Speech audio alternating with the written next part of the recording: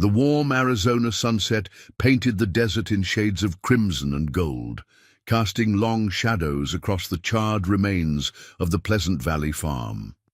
Sarah Mitchell stood among the ashes of her life's work, her father's old Colt Peacemaker heavy in her hands as she watched dark smoke still rising from the smoldering ruins. At 42, she had already endured more loss than most. First her husband in the war, now this. But what the thugs who burned her farm didn't know, what no one in Pleasant Valley knew, was that Sarah Mitchell had been born Sarah Thorne, daughter of the most feared gunslinger the Western Territories had ever known. Before we jump back in, tell us where you're tuning in from. And if this story touches you, make sure you're subscribed, because tomorrow I've saved something extra special for you. Pleasant Valley shimmered in the late summer heat, the Arizona Territory's unforgiving sun beating down on Sarah Mitchell's farmland. At first glance, the modest spread looked like any other struggling homestead. A weathered farmhouse, a sturdy barn, and fields of corn stretching toward the distant mountains. But Sarah had made something special here, turning her dead husband's failing farm into the valley's most productive operation through sheer determination and an uncanny talent for working the land. Her success hadn't gone unnoticed. The Black River Mining Company had been buying up farms throughout the valley, their operations creeping closer to Pleasant Valley with each passing month. Their methods grew less subtle with each acquisition. First came the offers, then the threats, and finally the accidents that seemed to plague any farmer who refused to sell. Sarah wiped sweat from her brow as she checked the irrigation channels. Her practical work dress couldn't hide the quiet strength in her bearing. To her neighbors, she was simply Thomas Mitchell's widow, the stubborn woman who'd refused every offer for her land. What none of them knew was that her success wasn't just about farming skill or determination. The Thorne family had once controlled every major water source from Tucson to the Mexican border, not through force alone, but through a deep understanding of the land's hidden resources. Sarah's father, James Deadeye Thorne, hadn't just been a legendary gunfighter. He'd been a master of territory control, using his knowledge of hidden springs and underground waterways to maintain power in the harshest desert environments.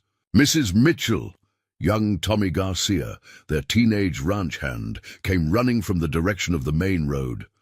"Riders coming, 5 of them, led by that Davidson fellow from the mining company."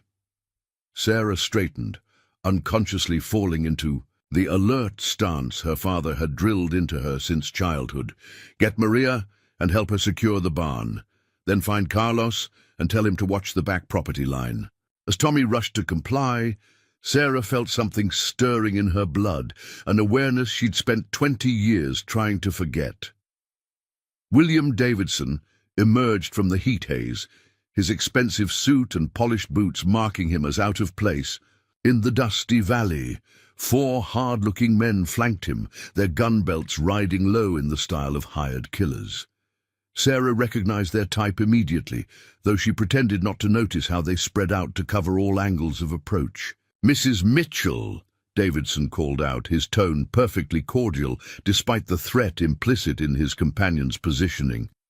"Beautiful day for farming, though it must be difficult managing such a large operation on your own." "Mr. Davidson," Sarah kept her voice neutral, though her fingers itched for the peacemaker hidden in the house. "I wasn't expecting another visit so soon. My answer hasn't changed since last week." Davidson's smile didn't reach his eyes. "The situation has changed, ma'am. We've discovered some irregularities in the original land grants.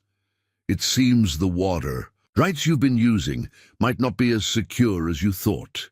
Sarah felt a familiar coldness settle over her, a clarity of thought she hadn't experienced since she'd left her father's house. Davidson was lying. She knew every detail of Pleasant Valley's water rights because she understood something he didn't. The visible streams and wells were just the surface. Below ground lay a network of ancient waterways that her father had mapped decades ago, knowledge he'd passed to her, along with other deadlier skills.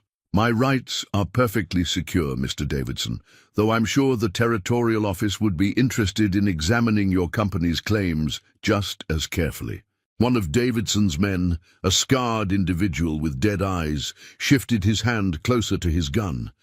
Sarah noticed the movement without seeming to, her mind automatically cataloguing angles and distances just as she'd been taught. They weren't here in for a peaceful negotiation. The timing was wrong, and their positioning spoke of violence to come. "That's the problem with women trying to run businesses," Davidson sighed, dropping all pretense of courtesy.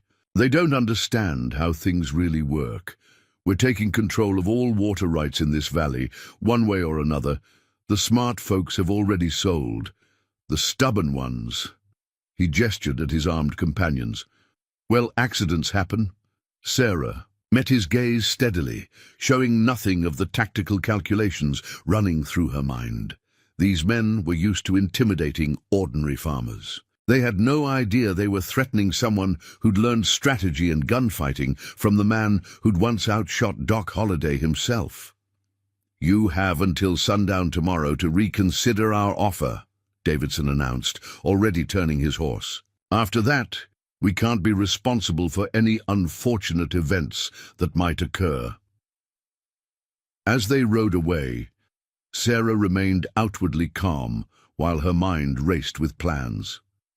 She'd spent 20 years building a new life, trying to escape her father's violent legacy. But as she watched dust devils dance across her threatened land, she knew the time for hiding was over. "Tommy!" she called to the young ranch hand who'd reappeared at her side. "Ride into town. Tell Sheriff Morgan I'd like to discuss some concerns about the mining company." She paused, then added, "And stop by the telegraph office. Send a message to J. Thorne in Tombstone. Just 3 words, Sarah needs you." The boy rushed to comply, not understanding the significance of the message he carried. Sarah watched him go, feeling the weight of her father's teachings settling back onto her shoulders. She'd chosen peace for 20 years, but she was still her father's daughter. Davidson and his men had no idea they weren't just threatening a widow's farm. They were awakening something that had been sleeping in the Arizona desert for 2 decades. Behind her weathered farmhouse, hidden beneath innocent-looking storage boxes, lay her father's old gun chest. Inside rested not just weapons, but detailed maps of every hidden spring and underground river in 3 territories. The Thorne family hadn't maintained their power through violence alone. They'd controlled the very lifeblood of the desert itself. Sarah Mitchell stood watching the sunset paint Pleasant Valley in deepening shadows, knowing that by this time tomorrow, everything would change. The quiet farmer's widow was about to remind the territory why the name Thorne had once made even the most hardened gunfighters think twice about causing trouble in the Arizona desert. Sarah strode to her farmhouse porch, each step measured and deliberate. The evening brought a coolness that belied the heat building in her chest. Through the kitchen window, she could see Maria, her housekeeper of 10 years, pretending to work while stealing worried glances at the yard where Davidson's men had stood. The farmhouse held secrets that even Maria didn't know about. Behind the root cellar's back wall, a hidden room housed more than just her father's weapons. There were ledgers documenting water rights dating back 30 years, carefully preserved letters revealing corrupt deals between mining companies and territorial officials, and most importantly, her father's personal journal detailing every hidden water source in Pleasant Valley. "Mrs. Mitchell," Carlos, her foreman, approached from the barn. A veteran of the range wars further north, he had an uncanny sense for trouble. "Those men, they're not just company thugs. I recognized one of them, Jake Reeves. He rode with the Clayton gang before they were wiped out. He's a killer." Sarah nodded, unsurprised. "Davidson's getting desperate. The mining company's running out of water for their operations up north. They need our underground springs." She caught herself too late, seeing Carlos's questioning look at her use of underground springs, knowledge that wasn't supposed to be common, but Carlos was too diplomatic to question her slip. Instead, he said, "Tommy's back from town. Sheriff Morgan wasn't in his office. His deputy said he's been meeting with mining company lawyers all week." Of course he had. Sarah remembered her father's teachings about corruption, how it spread, like poison in a well, contaminating everything it touched. The mining company wouldn't have moved this aggressively without ensuring local law enforcement would look the other way. Sarah waited until Carlos had returned to his duties before entering the house. In her bedroom, she knelt beside the hope chest her mother had given her, the one possession she'd brought from her old life. Inside, beneath carefully folded linens, lay a false bottom concealing a single photograph. It showed a younger version of herself standing beside a tall man with steel-grey eyes and a gun belt worn with the ease of a second skin. James "Deadeye" Thorne hadn't just been the fastest gun in the territories. He'd been a master strategist who understood that true power came from controlling resources, not just winning gunfights. The sound of approaching horses drew her attention. Through the bedroom window, she spotted 3 riders approaching from the south, ranch hands from the Peterson place, if she wasn't mistaken. Old man Peterson had sold to the mining company last month, after his barn mysteriously burned down. "Mrs. Mitchell?" Tommy's voice carried urgency. "The Peterson boys are here. They say they got a message for you." Sarah tucked the photograph away and moved to the porch, noting how Peterson's youngest son, Billy, kept his hand near his gun. They'd been good neighbors once, before the mining company's money turned them. "Evening, Mrs. Mitchell," Jack Peterson, the eldest, called out, just passing along a friendly reminder about Mr. Davidson's offer. "Be a shame if anything happened to this fine farm of yours." Sarah's response was cut short by the distant sound of galloping hooves, a single rider, approaching fast from the direction of town. The Petersons turned to look, and Sarah saw their faces pale. The rider emerged from the evening haze, a tall figure on a dark horse, moving with the fluid grace that marked a true horseman. Preparing and narrating this story took us a lot of time, so if you are enjoying it, subscribe to our channel. It means a lot to us. Now back to the story.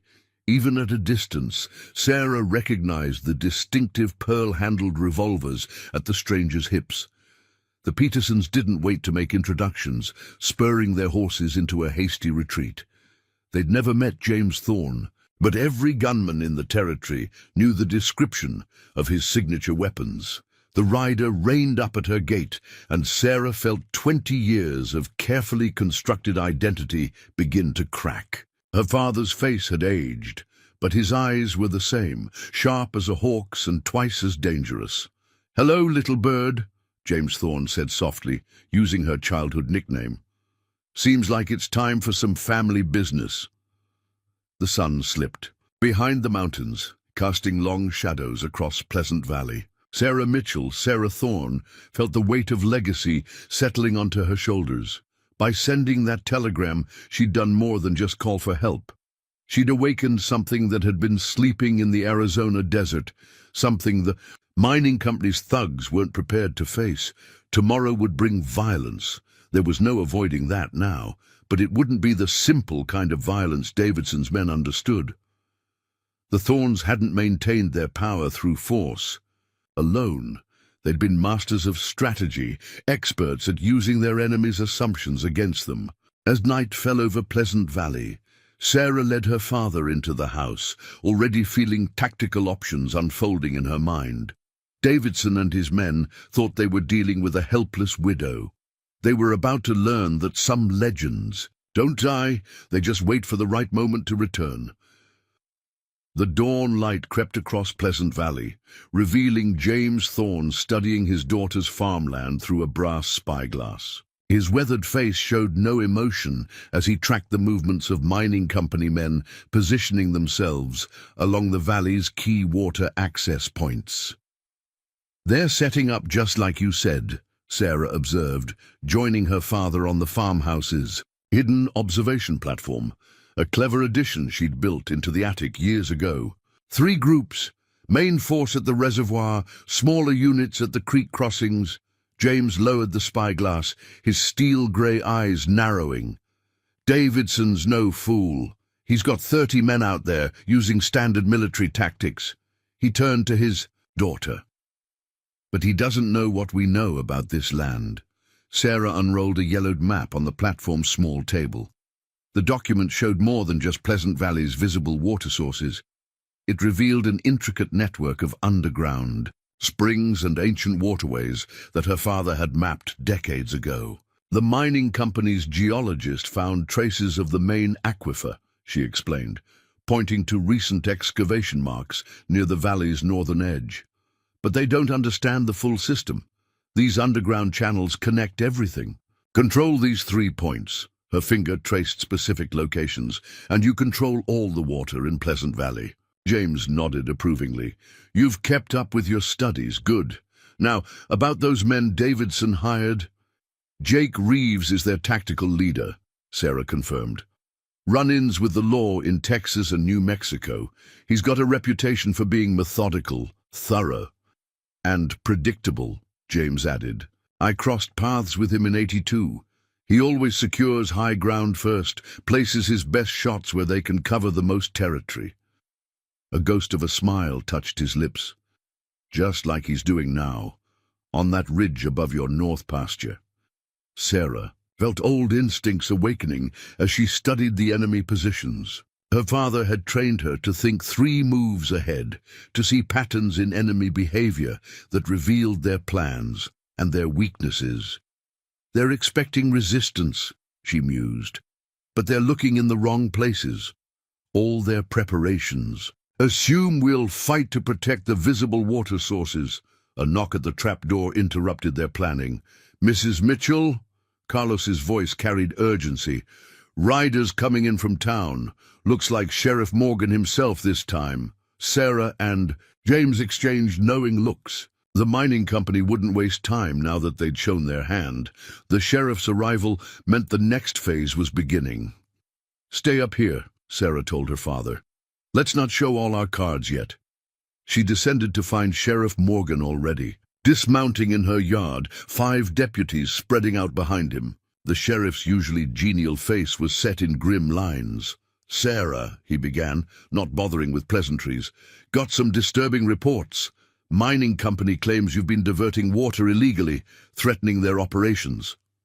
He shifted uncomfortably. They've got papers from the territorial office. I need to inspect your water usage, check your wells. Sarah noted how his deputies positioned themselves, not to protect her property, but to contain any resistance. The mining company's influence ran deep. Of course, Sheriff, she replied calmly. I keep all my water rights documentation in order, though I'm curious about one thing. She met his eyes steadily. Did Mr. Davidson mention how many armed men he's moved onto my property boundaries this morning, or why Jake Reeves, a known killer, is commanding them? Morgan's face reddened. Now, Sarah, I'm sure there's been some misunderstanding. The mining company has legitimate security concerns. Indeed they do. The new voice carried absolute authority. James Thorne emerged from the farmhouse, his pearl-handled revolvers gleaming in the morning sun. Sheriff Morgan, been a long time. The change in the law officer's demeanor was immediate. His face went pale and his hand froze halfway to his gun. Thorne, but sure you're dead. The papers said... Papers say a lot of things, James replied mildly. Like those documents claiming my daughter's water rights are invalid. Interesting timing. On those, wouldn't you say? The sheriff's deputies looked uncertain, several backing away slightly. James Thorne's reputation wasn't just about his skill with a gun. It was his tactical brilliance that had made him truly dangerous. This is still official business, Morgan managed, though his voice had lost its authority. The mining company has legal claims. That can be properly reviewed by the territorial court, Sarah interrupted smoothly. I'm sure you'll want to examine all the documentation carefully, including, she added meaningfully, the evidence of certain financial transactions between mining company officials and local law enforcement. Morgan's face went from pale to ashen. James Thorne's reputation for gathering damaging information had been as feared as his gunfighting skills. I'll need to consult with the territorial office, the sheriff said stiffly. Make sure all the paperwork is in order. Sarah watched them retreat, noting how quickly the deputies abandoned their threatening positions. But this was just the opening move in a larger game. Davidson won't take this lying down, she observed, as the lawman vanished into the morning haze. He's invested too much. James was already scanning the ridgelines through his spyglass again. No, he won't. Reeves is shifting his men, tightening their positions. He lowered the glass, his expression thoughtful. But he's still thinking like a military man, preparing for a direct confrontation. While we're going to show him something completely different, Sarah finished, her mind already working through the strategy they'd developed during the night. The sun climbed higher over Pleasant Valley as father and daughter refined their plans. The mining company had numbers, weapons, and corrupt officials on their side, but the Thornes had something more valuable, generations of knowledge about the land itself and the strategic brilliance to use that knowledge in ways their enemies couldn't imagine. Sarah checked her father's old peacemaker, now riding at her hip.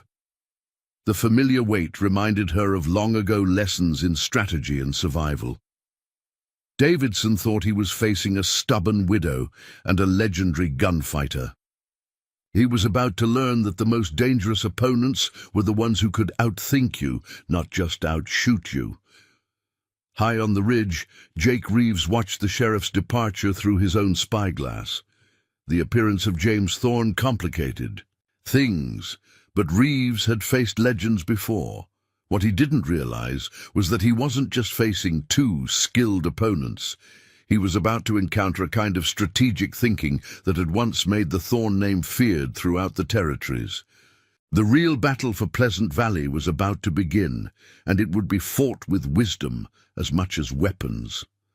The afternoon sun beat down mercilessly as Sarah made her way to the hidden cave entrance behind the old oak grove. Her father's maps had revealed more than just water sources. They showed an intricate network of natural passages running beneath Pleasant Valley, channels that the Thorne family had used for decades to move unseen through their territory. "Carlos," she called softly, finding her foreman waiting in the shadows. "What news from town?" "Davidson's brought in more men," he reported. "But there's something else. Been asking questions about your father, about the old days. Some of his newer hands got spooked when they heard who they're really facing." Sarah smiled slightly. James Thorne's reputation was already working in their favor, making their enemies cautious. But reputation alone wouldn't win this fight. "Show me what you found in the northern passage," she instructed, lighting a lantern as they moved deeper into the cave system. The tunnels opened into a larger chamber where the sound of running water echoed off ancient stone walls. Carlos pointed to recent tool marks in the rock.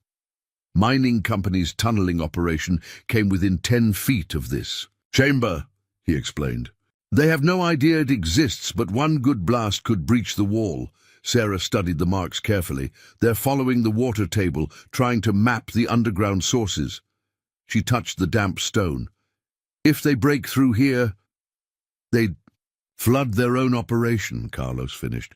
"The pressure from this underground river would destroy their excavation." This was the kind of knowledge that had made the Thornes powerful, not just understanding the land's secrets, but knowing how to use them strategically.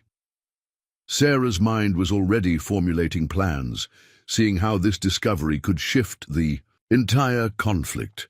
Back at the farmhouse, James Thorne was engaged in psychological warfare of his own. Standing in plain view on the porch, his pearl-handled revolvers gleaming, he knew Jake Reeves would be watching through a spyglass from the ridge. He'll be remembering Painted Rock, James explained to Tommy, who brought him coffee. Back in '82, I turned his own men against him by making them think their positions were compromised. Fear does strange things to hired guns. The young ranch hand absorbed this lesson eagerly. Like many in Pleasant Valley, he'd grown up hearing whispered stories about the Thorne family's strategic brilliance. As evening approached, Sarah emerged from the cave system with more than just information. She carried her father's old saddlebags, filled with documents that had been preserved in the dry caverns for decades. Davidson's not the first to try controlling this valley through water rights, she told her father, spreading yellowed papers on the kitchen table. The Carlson mining outfit tried the same thing in '75. Your maps show how they failed. James examined the documents with approval.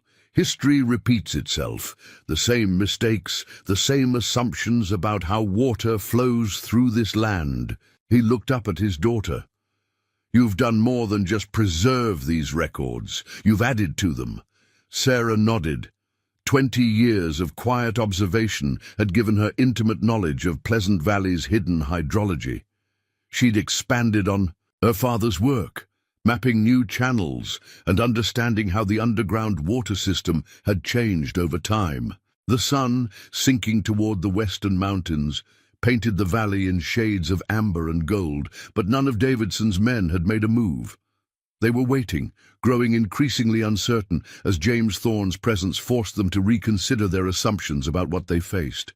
Tomorrow, Sarah said softly, studying the latest reports from their observers. They'll have to move tomorrow. The mining operation up north is running critically low on water. Davidson can't afford to wait. Her father agreed. Reeves will try something elaborate, multiple coordinated attacks, probably around dawn. He always loved complexity. A ghost of a smile touched his weathered face. Never understood that the simplest solutions are often the most effective. As night fell over Pleasant Valley, Sarah and James refined their strategy. The mining company thought they were facing a straightforward confrontation. A legendary gunfighter and his daughter defending their land. They had no idea they were dealing with something far more sophisticated. Generations of accumulated knowledge about the land itself, combined with tactical brilliance that had once made the Thorne name legendary. Tomorrow would bring violence, but not the kind Davidson's men expected. The real battle wouldn't be fought with guns alone, but with understanding of how water moved through hidden channels, how pressure built up in underground rivers, and how the land itself could become a weapon in the hands of those who truly knew its secrets. The quiet widow and the legendary gunfighter prepared for what was to come, knowing that their greatest advantage lay not in force of arms, but in the wisdom passed down through generations of strategic thinking. Davidson was about to learn why the Thorne name had once commanded respect throughout the territories, not just for skill with a gun, but for the ability to turn an enemy's strength into their greatest weakness. The pre-dawn darkness settled over Pleasant Valley like a heavy blanket, broken only by the faint flicker of lamplight from Sarah's farmhouse. Inside, final preparations were underway. Sarah and James Thorne moved with practiced efficiency, checking weapons and reviewing their carefully laid plans one last time. Through the farmhouse's hidden observation points, they tracked multiple groups of men moving into position around the property. Jake Reeves was coordinating his forces exactly as James had predicted, spreading them out to control key positions around the visible water sources. Main force approaching from the north, Sarah reported, watching through her father's spyglass. 20 men, heavily armed. Reeves has another group working their way through the eastern creek bed. James studied the enemy movements with professional interest. He's dividing his forces, trying to control too much territory at once. Making the same mistake he made at Painted Rock. But Sarah had spotted something more concerning. They're carrying mining explosives. Looks like they're planning to destroy the reservoir dam if they can't control it. A ghost of a smile touched James's weathered face. Davidson's getting desperate, willing to destroy what he can't possess. He turned to Carlos, who had just entered with fresh intelligence. "Are our people in position?" The foreman nodded. "Tommy's got the charges set in the northern tunnel, just like you showed him. Maria's family is ready at the cave entrance. Everyone knows their part." Sarah felt the familiar clarity of mind that came before decisive action. The mining company thought they were orchestrating an overwhelming show of force. Instead, they were walking into a carefully prepared trap. The first light of dawn revealed Davidson himself, arriving with a final group of men. He took position on a ridge overlooking the farm, clearly intending to direct operations from a safe distance. Through her spyglass, Sarah could see him consulting with what appeared to be a mining engineer, probably planning how to secure the water sources they thought were crucial. "Here they come," James said softly, as mounted men began moving toward the farm from multiple directions. "Right on schedule." Sarah touched the grip of her father's old peacemaker, but she knew this battle wouldn't be decided by gunfire alone. The real fight would happen underground, where generations of Thorne family knowledge would prove more valuable than any number of armed men. "Mrs. Mitchell!" Davidson's voice carried across the morning air. "This is your final chance. We're taking control of these water rights one way or another.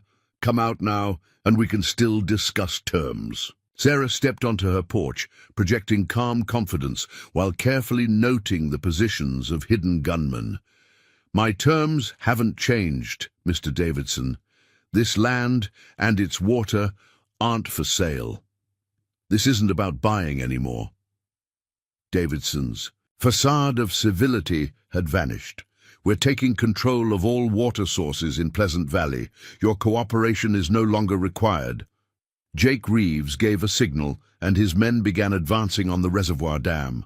Others moved to secure the visible Wells and Creek access points. They were executing a textbook operation to seize control of the valley's water supply. But Sarah and James had spent the night preparing a very different kind of response. As Davidson's men reached their apparent objectives, Sarah raised her hand in a subtle signal. Deep underground, Tommy Garcia pulled a carefully prepared lever. The reaction was immediate and catastrophic for the mining company. The northern tunnel, weakened exactly where their underground excavation had nearly breached the hidden river, collapsed spectacularly. A torrent of pressurized water burst through their mining operation, flooding their carefully engineered shafts and destroying equipment worth thousands of dollars. "Impossible!" Davidson's mining engineer was shouting, studying charts that suddenly proved worthless. "The water table doesn't work like that. These readings can't be right." But Sarah and James were already implementing the next phase of their plan. Maria's family members, positioned at strategic points throughout the cave system, opened and closed hidden water channels that her father had mapped decades ago. The underground rivers responded to their expert manipulation, turning portions of the valley into treacherous ground for Davidson's mounted men. "Pull back!" Reeves was shouting as horses foundered in suddenly muddy ground. "It's a trap!" James Thorne stood on the porch beside his daughter, his pearl-handled revolvers prominent but still holstered. His mere presence sent waves of uncertainty through the hired gunmen, many of whom had grown up hearing stories about his legendary tactical genius. "You seem confused, Mr. Davidson," he called out, his voice carrying easily across the chaos. "Perhaps you'd like to discuss the real history of Pleasant Valley's water rights, the history your mining company tried to bury?" Sarah withdrew a packet of documents from her father's saddlebags, evidence they'd preserved in the dry cave system for decades. "Like these records showing how your company tried the same scheme in '75? Or these surveys proving you've been deliberately falsifying water table data?" Davidson's face had gone pale. The mining engineer was frantically checking calculations, trying to understand how his careful plans had gone so catastrophically wrong. More of his men were retreating from the increasingly unstable ground, but Jake Reeves wasn't finished. He directed a group of his most hardened men toward the farmhouse, determined to take control through direct action. "Burn it all," he ordered. "Take their command position." What he didn't know was that this, too, was anticipated. As his men approached the farm buildings, Carlos and his companions emerged from hidden positions in the old tunnel network, armed, with both weapons and intimate knowledge of the terrain.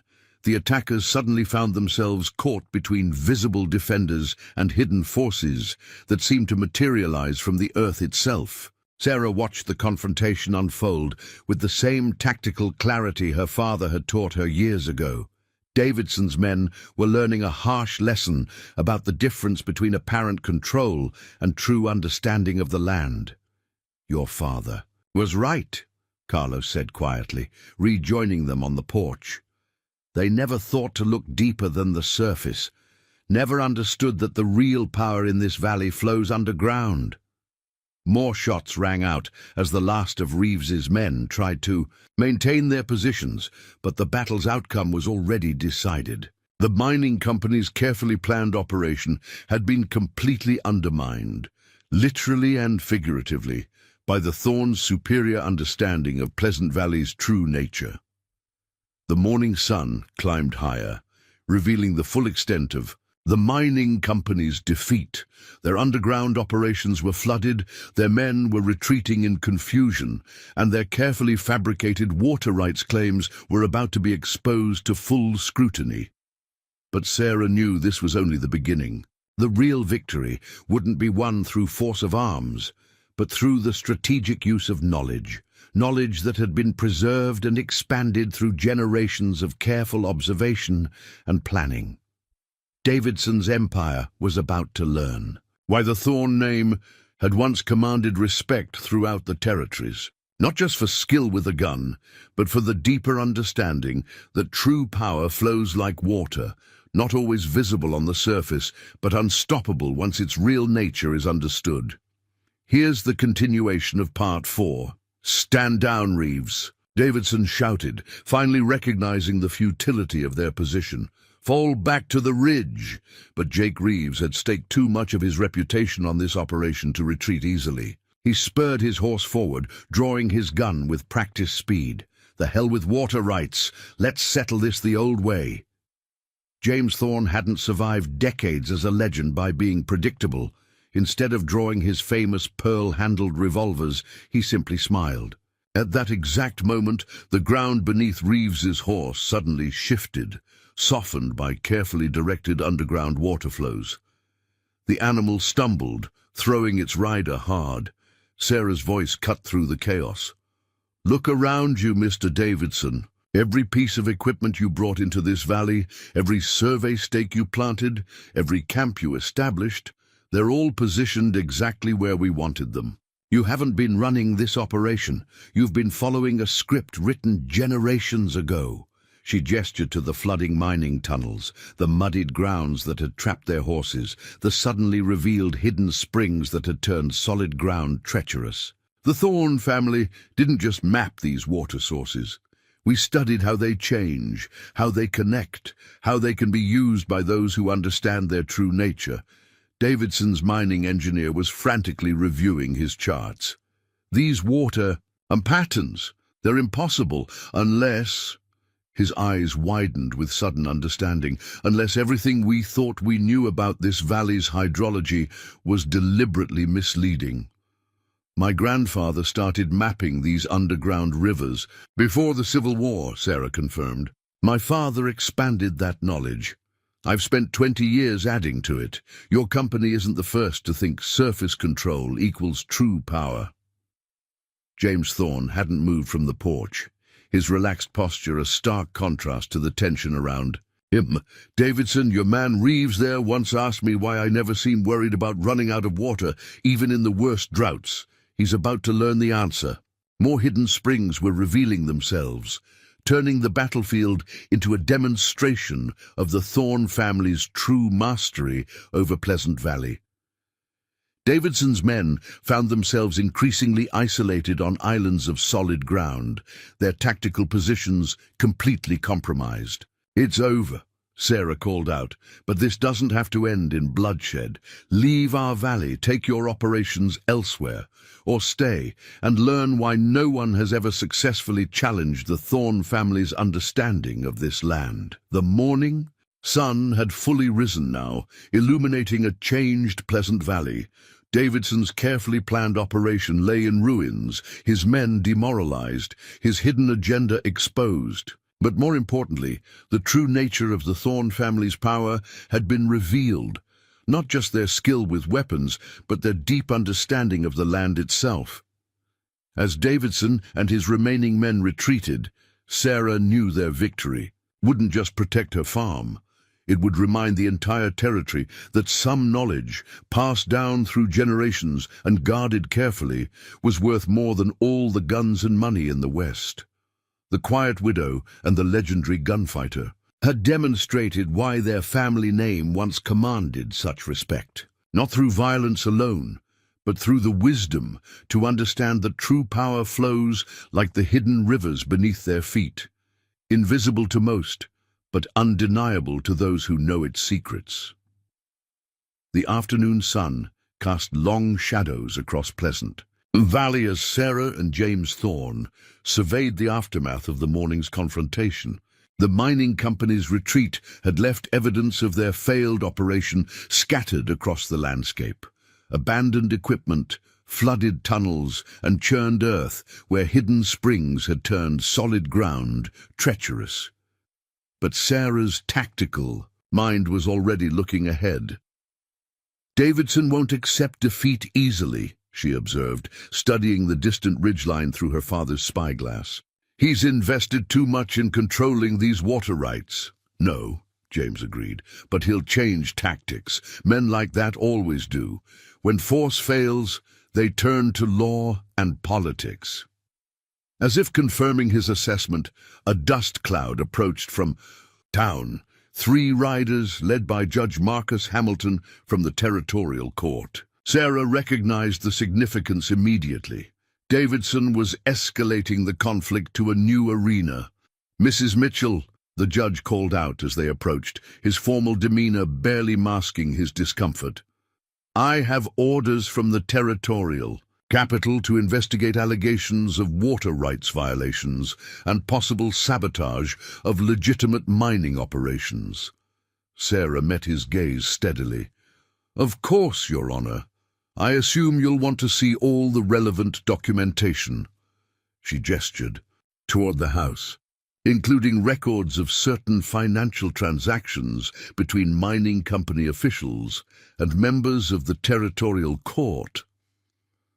The judge's face paled slightly. James Thorn's reputation for gathering damaging information had extended far beyond mere gunfights.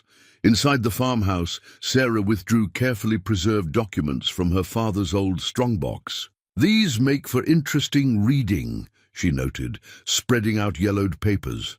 "Especially these surveys from 1875 showing how the mining company deliberately falsified water table data." But the judge wasn't finished. "There's more, Mrs. Mitchell. The territorial governor is sending investigators. There are questions about your father's original claims to this land." "Are there?" James Thorn's voice carried quiet authority. "Strange timing, considering those claims have been unchallenged for 30 years. Sarah's mind was already racing ahead, seeing patterns in this new threat.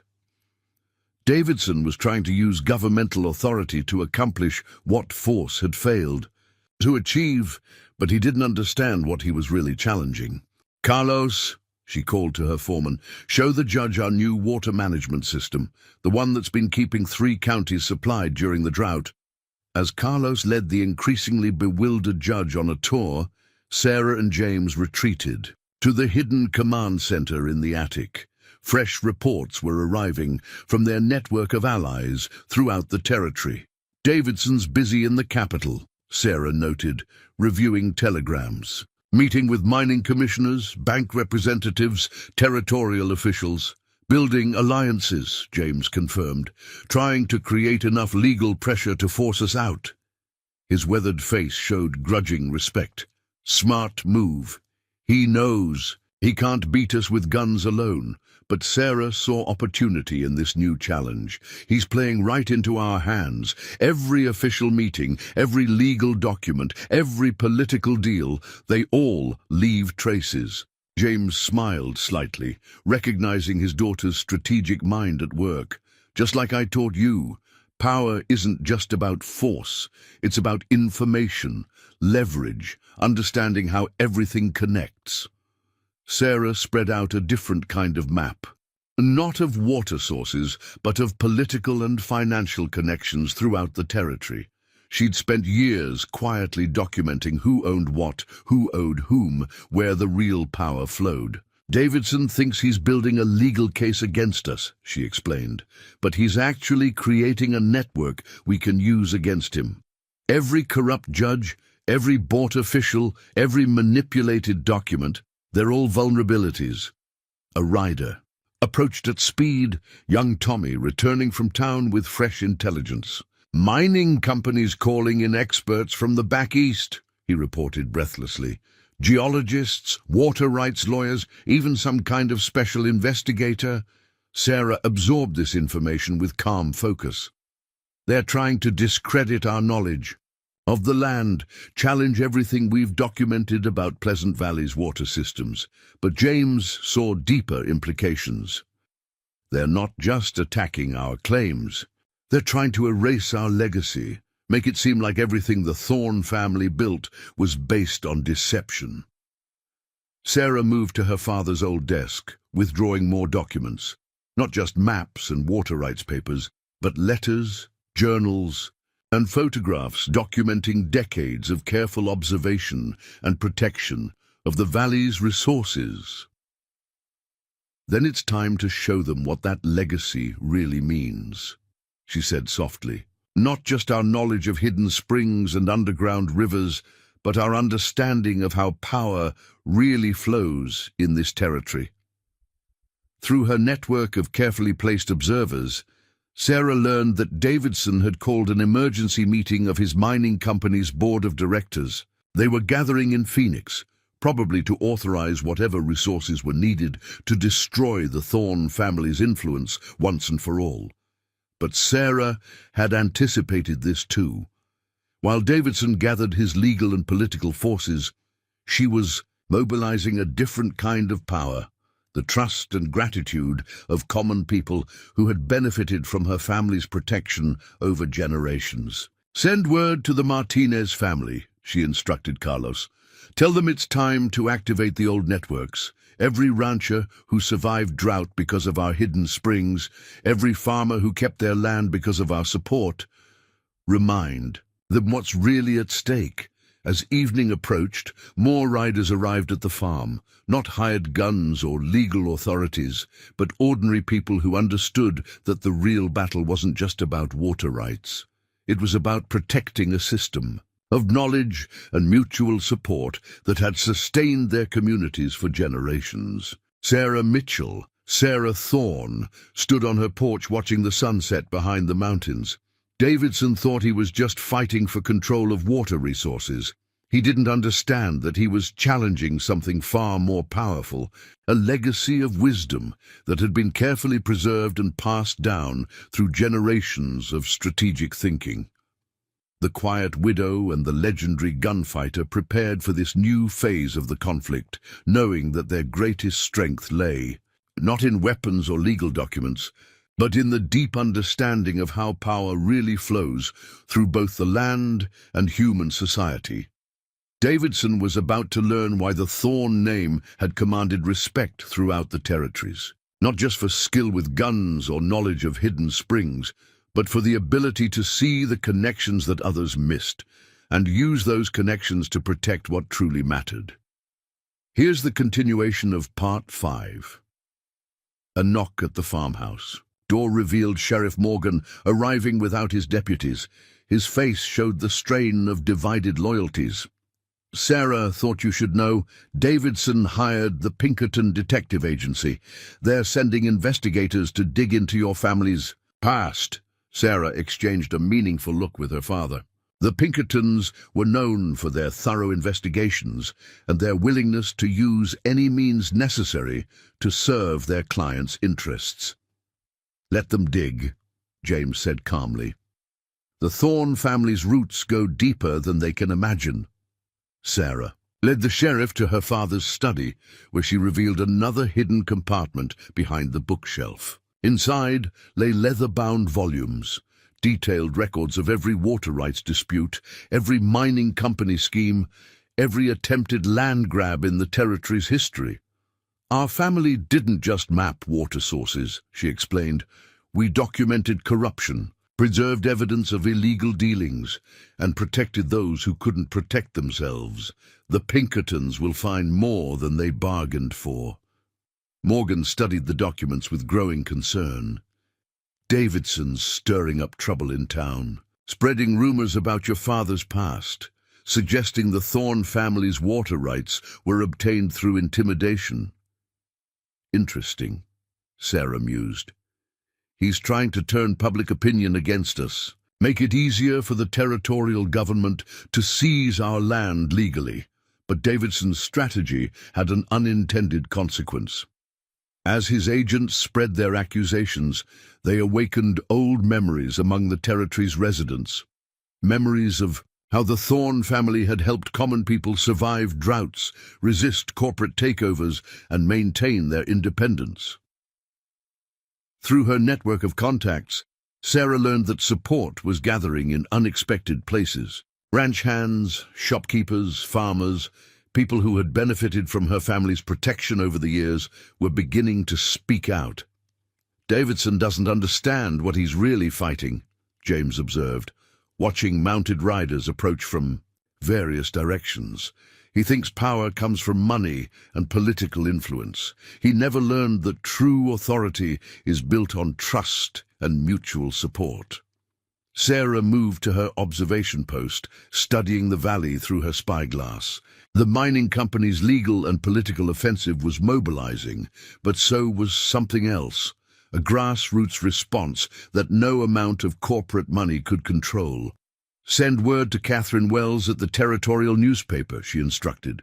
"Tommy, tell her it's time to publish those documents we discussed. The ones showing how mining companies have been manipulating water rights across 3 territories."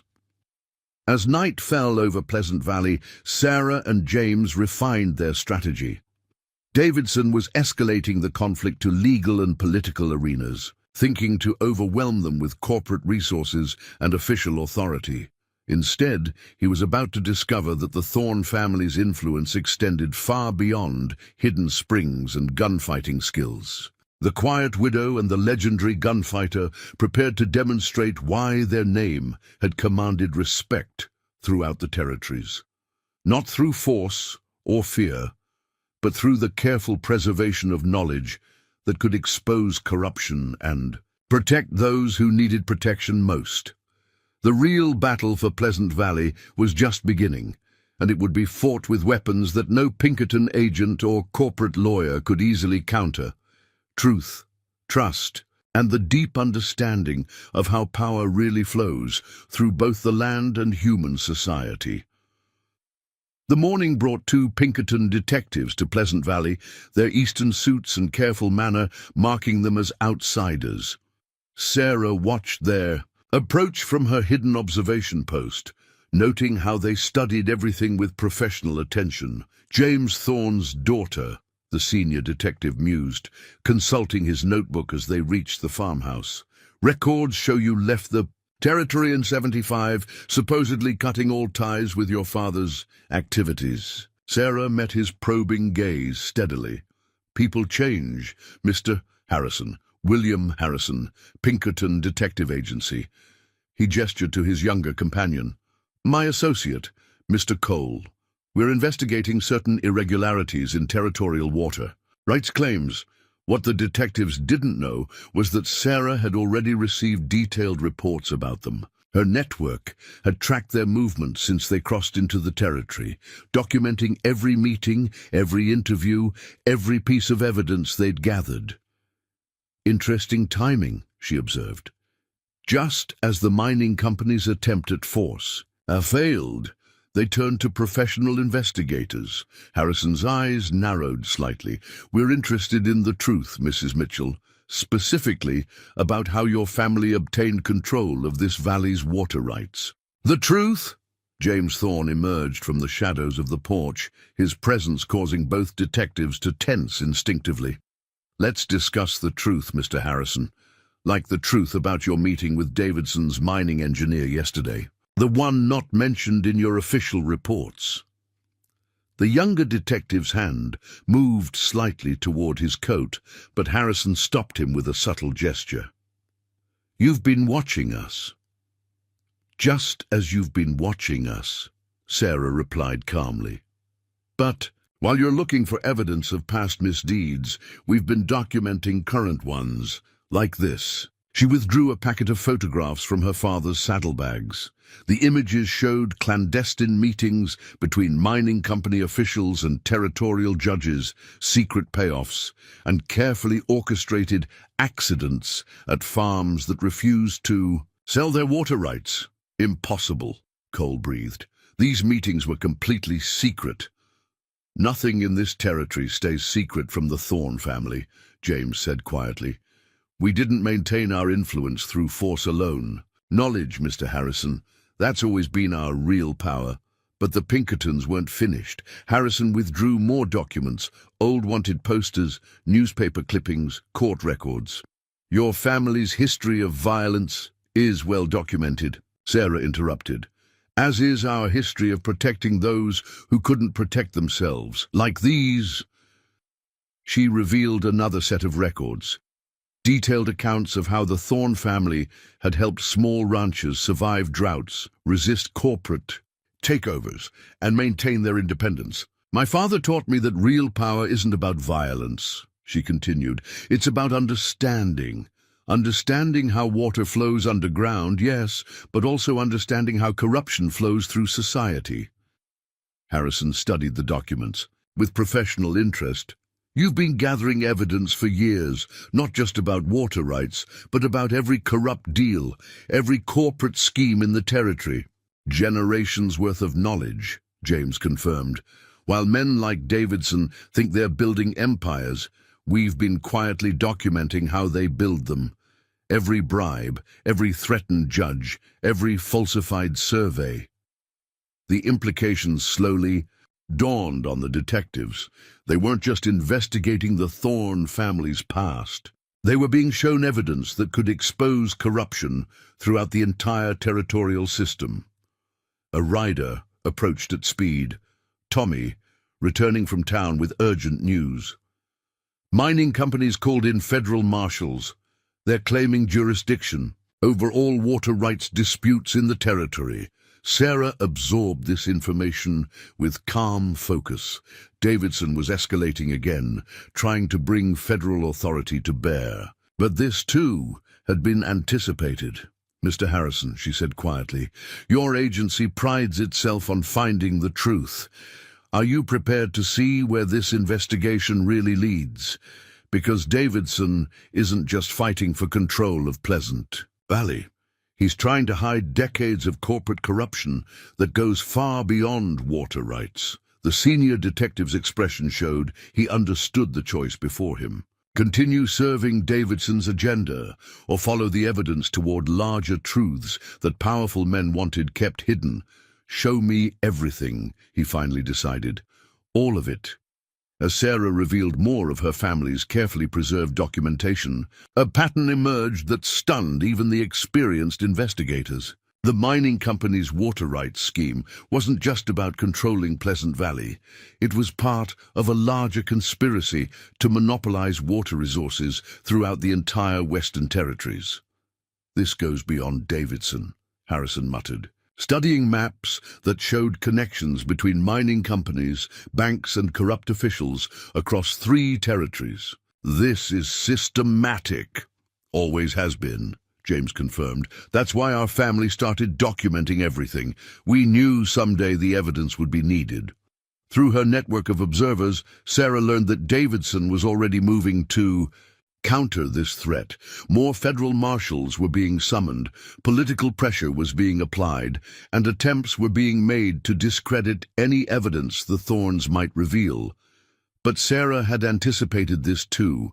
While Davidson gathered his legal and political forces, she was mobilizing a different kind of power, the accumulated knowledge of generations, preserved by those who understood that true justice required more than just laws and guns. As evening approached, the Pinkerton detectives continued examining the Thorn family's extensive documentation. Sarah revealed another hidden compartment beneath the farmhouse floorboards, containing even more evidence. Letters between corrupt officials, detailed accounts of corporate schemes, and maps showing how water rights manipulation extended far beyond Pleasant Valley. "Your family didn't just protect water sources," Harrison observed. "You protected information." "Information is power," Sarah confirmed. "More powerful than guns or money when used correctly." An urgent knock interrupted their discussion.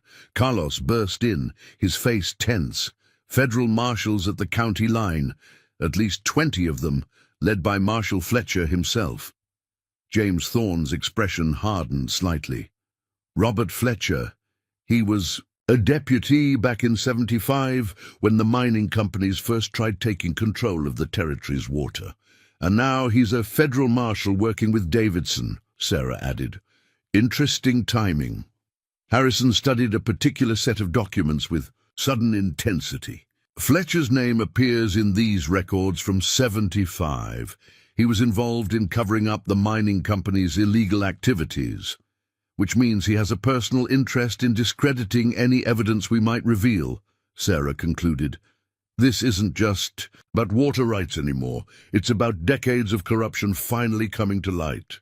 Through her carefully positioned observers, Sarah learned that Marshal Fletcher wasn't just bringing law enforcement authority to bear.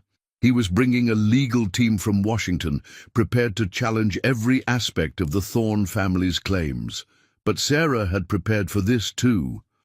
While Davidson's forces gathered political and legal power, she was mobilizing a different kind of authority, the documented truth about how corporate interests had systematically corrupted the territory's development. "Mr. Harrison," she said quietly, "your agency's reputation is built on finding truth. What happens when that truth threatens the very system you're supposed to enforce?" The senior detective looked up from the damning documents. "We follow the evidence, Mrs. Mitchell, wherever it leads." As night fell over Pleasant Valley, Sarah Mitchell, Sarah Thorne, prepared to demonstrate why her family name had commanded such respect, not through force or fear, but through the careful preservation of truth that could expose corruption at the highest levels. The real battle was just beginning, and it would be fought not with guns, but with evidence that no amount of official authority could easily dismiss. Marshal Robert Fletcher arrived at Pleasant Valley in a cloud of dust and authority, his badge catching the morning sun. 20 federal marshals spread out behind him, their positioning suggesting military training. But Sarah noticed something more significant: the 3 men in expensive suits who hung back, carrying leather briefcases rather than weapons. Government. "Attorneys," James murmured, watching through his spyglass. "Davidson's playing his highest cards now." "Mrs. Mitchell," Fletcher's voice carried across the yard. "By federal authority, we're here to investigate allegations of water rights fraud and interference with legitimate mining operations." Sarah stepped onto her porch, projecting calm confidence, while noting how Fletcher's men were establishing a perimeter. The marshal had changed since his deputy days, but his tactical thinking hadn't evolved, still relying on shows of force rather than true strategy. "Marshal Fletcher," she replied evenly. "How interesting to see you on Davidson's side, especially considering your involvement in the mining company's activities back in '75. Fletcher's weathered face showed the slightest tension. Behind him, the government attorneys exchanged glances. "We have federal warrants," Fletcher continued, ignoring her reference to the past. Authorization to examine all documentation related to water rights in this valley. Any resistance will be considered obstruction of justice. Obstruction of justice? James Thorne emerged from the shadows of the porch. Like the obstruction you participated in when you helped cover up the mining company's illegal activities 30 years ago. The marshal's hand moved instinctively toward his gun, but the Pinkerton detectives chose that moment to step forward. Harrison held up a thick sheaf of documents. Marshal, before you execute those warrants, you might want to examine this evidence. Records showing systematic corruption in water rights administration across 3 territories, including, he added, meaningfully detailed accounts of certain law enforcement officials' involvement. Fletcher's face darkened. The Pinkerton agency works for the mining company in this investigation. We work for the truth, Marshal, Harrison corrected, and the evidence suggests this goes far beyond one valley's water rights. Sarah watched. The subtle shift in power dynamics. The government attorneys were already moving forward, their professional interest piqued by mentions of documented corruption. My family has been gathering evidence for generations, she explained, leading them into the farmhouse, not just about water sources, but about how power really flows in this territory. The attorney's eyes widened as she revealed the extent of her documentation. Maps showing hidden springs and underground rivers were just the beginning. Financial records, correspondence between corrupt officials, witness statements, a comprehensive archive of corporate malfeasance stretching back decades. This is extraordinary, the senior attorney breathed, examining a particularly damning set of letters. Evidence of systematic fraud at the highest levels of territorial administration. All of it carefully preserved, James added, by those who understood that someday truth would be needed more than guns. Fletcher tried to maintain control of the situation. These documents could be forgeries. We'll need to verify every piece authenticated, Harrison interrupted. The Pinkerton agency has already begun confirmation. Dates, signatures, paper types, all consistent with their alleged origins. Sarah revealed another set of records, these focusing specifically on Fletcher's activities as a deputy. Your signature appears frequently, Marshal, especially on reports dismissing complaints against the mining company. The government attorneys were now fully engaged, their briefcases open, taking careful notes. This was no longer a simple water rights investigation. It had become something much larger, an exposure of corruption that threatened the entire power structure of the territory. Through her network of observers, Sarah learned that Davidson was already responding to this new threat. More lawyers were being summoned from San Francisco, political pressure was being applied in Washington, and attempts were being made to seize control of telegraph lines to prevent evidence from spreading. But Sarah had anticipated this too. While Davidson mobilized his legal and political forces, she was implementing a different kind of strategy, one based on her father's teachings about how information, like water, flows through hidden channels. "Tommy," she called to her young ranch hand, "signal our friends at the newspaper office. Tell them it's time to release those documents we discussed." Within hours, newspapers across the territory began publishing carefully selected evidence of corporate corruption. Not just recent activities, but a pattern of abuse stretching back decades. "You can't stop this, Fletcher," James said quietly as the marshal read the first published accounts. "The truth, like water, finds its own level. Always has." Sarah watched. The marshal struggled with the implications. His authority rested on federal law, but the evidence threatened to undermine the very system he represented. "You have a choice," she told him. "Continue serving corrupt interests, or help expose the truth about how power has really been exercised in this territory." Through her farmhouse window, Sarah could see more riders approaching. Newspaper, reporters, territorial officials, even ordinary citizens drawn by spreading news of the revelations. The Quiet Widow and the legendary gunfighter had transformed their conflict with Davidson's mining company into something larger. This wasn't just about water rights anymore. It was about exposing decades of corruption that had shaped the territory's development. Marshal Fletcher might have come to Pleasant Valley expecting to enforce federal authority. Instead, he found himself at the center of a growing storm, one that threatened to wash away the foundations of power that men like Davidson had built through decades of manipulation and corruption. The real battle was just beginning, and it would be fought, not with guns or badges, but with evidence that could expose the truth about how power really flowed through both the land and human society. As the afternoon progressed, more revelations emerged from the throne family's carefully preserved records. One of the government attorneys discovered documents linking Davidson's mining company to a series of suspicious deaths. Ranchers who had refused to sell their water rights found dead under mysterious circumstances. These aren't just water rights disputes, Harrison observed, connecting pieces of evidence. This is a systematic campaign of intimidation and elimination stretching back decades. Sarah produced another set of records from her father's hidden archives. The mining company didn't just want control of water. They wanted to erase any knowledge of how the territory's water systems really work. My family's understanding of underground rivers and hidden springs threatened their plans. Fletcher paced the farmhouse study, his authority increasingly undermined by each new revelation. If this evidence is correct, half the territorial officials are compromised. More than half, James corrected, spreading out a map covered in careful annotations. Each mark represents a judge, official, or law officer who took mining company money. Your name appears several times, Robert. The marshal's weathered face showed the strain of conflicting loyalties.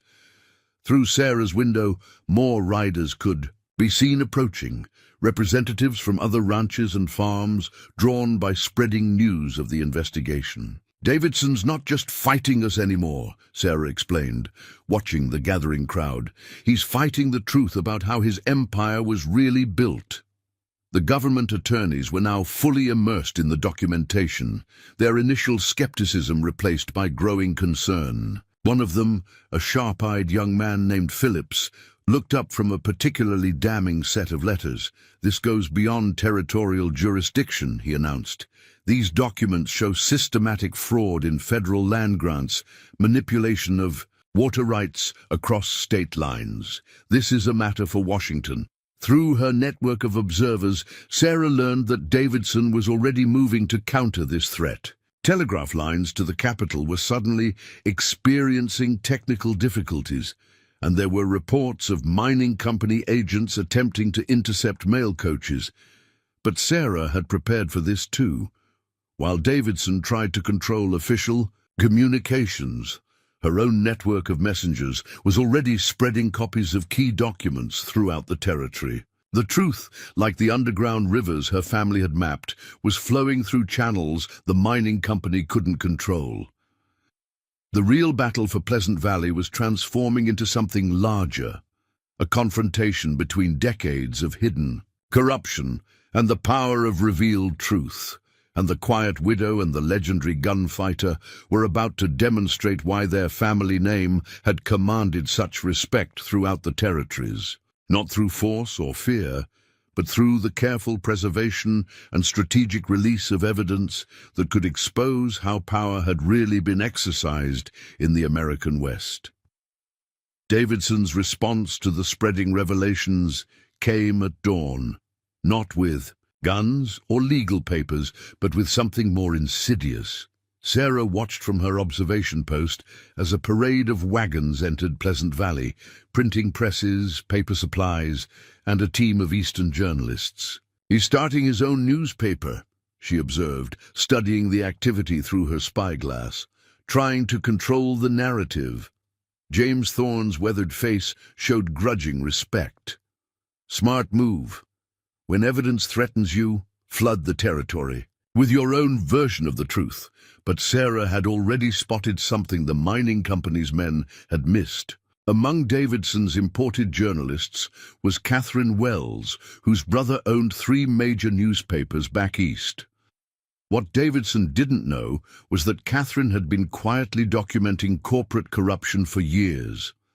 "They're setting up in the Old Graham Place," Harrison reported, returning from his reconnaissance. The Pinkerton detective had chosen his side in this conflict, recognizing that the real story went far beyond water rights disputes. Sarah spread out a new set of documents on her father's desk. Not water maps this time, but carefully preserved. Evidence of how previous attempts to control public opinion had failed. In '82, the Silver Creek Mining Company tried the same tactic, she explained. Brought in their own newspapers, tried to discredit anyone who opposed them. But they didn't understand how information really flows in this territory. Through her network of contacts, Sarah learned that Davidson's new paper was preparing its first edition, a lengthy exposé claiming the Thorne family had built their influence through intimidation and violence. "Let them print it," she told her worried allies. "Every accusation they make gives us another opportunity to reveal the truth." Marshall Fletcher, still struggling with his role in the growing controversy, watched the mining company's activities with increasing concern. "They're not just attacking your family's reputation, they're trying to undermine the entire investigation." "That's exactly what we want them to do," James replied cryptically. "Sometimes the best way to expose corruption is to let it overreach." Sarah's strategy became clear as Davidson's newspaper began distribution. For every accusation they printed, she released documented evidence that told a different story. When they claimed the Thorne family had stolen water rights, she produced records showing how her family had protected small ranches during droughts. When they accused James Thorne of violence, she revealed testimonies from families he had defended against corporate exploitation. But Sarah's masterstroke came from an unexpected direction. Catherine Wells, pretending to work for Davidson's paper, had gained access to their private communications. The evidence she gathered showed that the mining company was actively fabricating stories, paying for false testimonies, and coordinating with corrupt officials to suppress the truth. "They're doing our work for us," Sarah explained to Harrison as more revelations emerged. "Every false story they print, every witness they bribe, every telegram they send, it all becomes part of the evidence trail." The government attorneys, led by the sharp-eyed Phillips, were building a comprehensive case. What had started as a water rights investigation was expanding into an exposure of systematic corruption throughout the territorial system. "Davidson's newspaper is claiming federal support for their operations," Phillips reported, studying the latest edition. "But look at these telegraph records. They've been falsifying communications from Washington." Through her carefully positioned observers, Sarah learned that Davidson's strategy was backfiring in unexpected ways. His aggressive attempts to control public opinion were drawing attention from quarters he hadn't anticipated. Newspapers in San Francisco and Chicago were picking up the story, asking uncomfortable questions about corporate influence in the territories. "He still doesn't understand what he's really fighting," James observed, watching more riders arrive at the farm. Not just local ranchers now, but reporters from major eastern papers, drawn by spreading news of the controversy. Sarah's network of allies was growing stronger. Catherine Wells had connected her with publishers across the country, creating channels for distributing evidence that Davidson couldn't control. The Pinkerton detectives, led by Harrison, were systematically verifying every document, building an irrefutable case. But Davidson had one more card to play.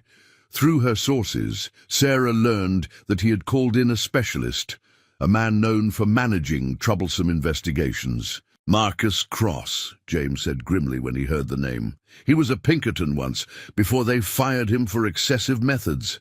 Now he works for whoever pays most." Sarah studied her father's expression. "You've dealt with him before?" "Back in '79. He tried to frame me for a bank robbery to discredit evidence I had about mining company corruption. James touched his pearl-handled revolvers. He's dangerous because he understands how information warfare works. Cross's arrival in Pleasant Valley marked a new phase in the conflict. He didn't bother with shows of force or legal maneuvering. Instead, he began a subtle campaign of manipulation, spreading doubts about the investigation's legitimacy, creating confusion about which documents were genuine, and attempting to turn Sarah's allies against each other. But Sarah had anticipated this too. While Cross tried to undermine their credibility, she was implementing a strategy that would use his own methods against him. "Your father taught you well," Harrison observed as Sarah explained her plan. "Cross expects us to defend against his accusations. Instead, we're going to let him think he's winning right until the moment we spring the trap." The quiet widow and the legendary gunfighter were about to demonstrate why their family name had commanded such respect throughout the territories. Not through force or violence, but through the careful manipulation of truth and perception that could expose corruption's deepest roots. The real battle for Pleasant Valley was entering its most dangerous phase, and it would be fought with weapons that even a master manipulator like Marcus Cross might not recognize until it was too late. Sarah watched from her hidden observation post as Marcus Cross established his operation in Pleasant Valley. Unlike Davidson's other agents, Cross worked quietly, setting up a network of informants and creating channels for spreading carefully crafted misinformation. "He's good," Sarah admitted, studying his methodical approach. "Look how he's positioning his people, not just in town but among the ranch hands, telegraph operators, even the church ladies' social circle." James nodded grimly. "Cross understands that information flows through unofficial channels as much as official ones. Gossip, rumors, casual conversations. He uses them all. But what Cross didn't know was that Sarah had spent years building her own network of informal connections. Every shopkeeper who owed the Thorne family for help during hard times, every ranch hand whose family had benefited from their protection, they formed an invisible web of loyalty that no amount of manipulation could easily break. "He's starting to ask questions about the cave systems," Carlos reported, returning from town. "Seems particularly interested in how we managed to flood those mining tunnels." Sarah's tactical mind saw the pattern immediately. Cross wasn't just trying to discredit their evidence. He was searching for the source of their power, the hidden knowledge that had allowed them to defeat Davidson's initial attacks. Through her carefully placed observers, she learned that Cross had hired local miners to explore the valley's underground geography. He was methodically mapping water sources, trying to understand the system her family had spent generations studying. "Let him search," James advised. "The real power isn't in the caves themselves, but in understanding how everything connects." Harrison, who had been analyzing Cross's methods with professional interest, spotted something significant in the pattern of his inquiries. He's not just gathering information, he's building an alternative narrative, one that could explain away all our evidence as elaborate deceptions. Sarah smiled slightly. "Then we'll let him build it. Sometimes the best way to expose a lie is to let it grow until it collapses under its own weight." As evening approached, more reports arrived. From Sarah's network, Cross had begun circulating subtle suggestions that the Thorne family's water rights documentation might be elaborate forgeries, created using inside knowledge of territorial record-keeping.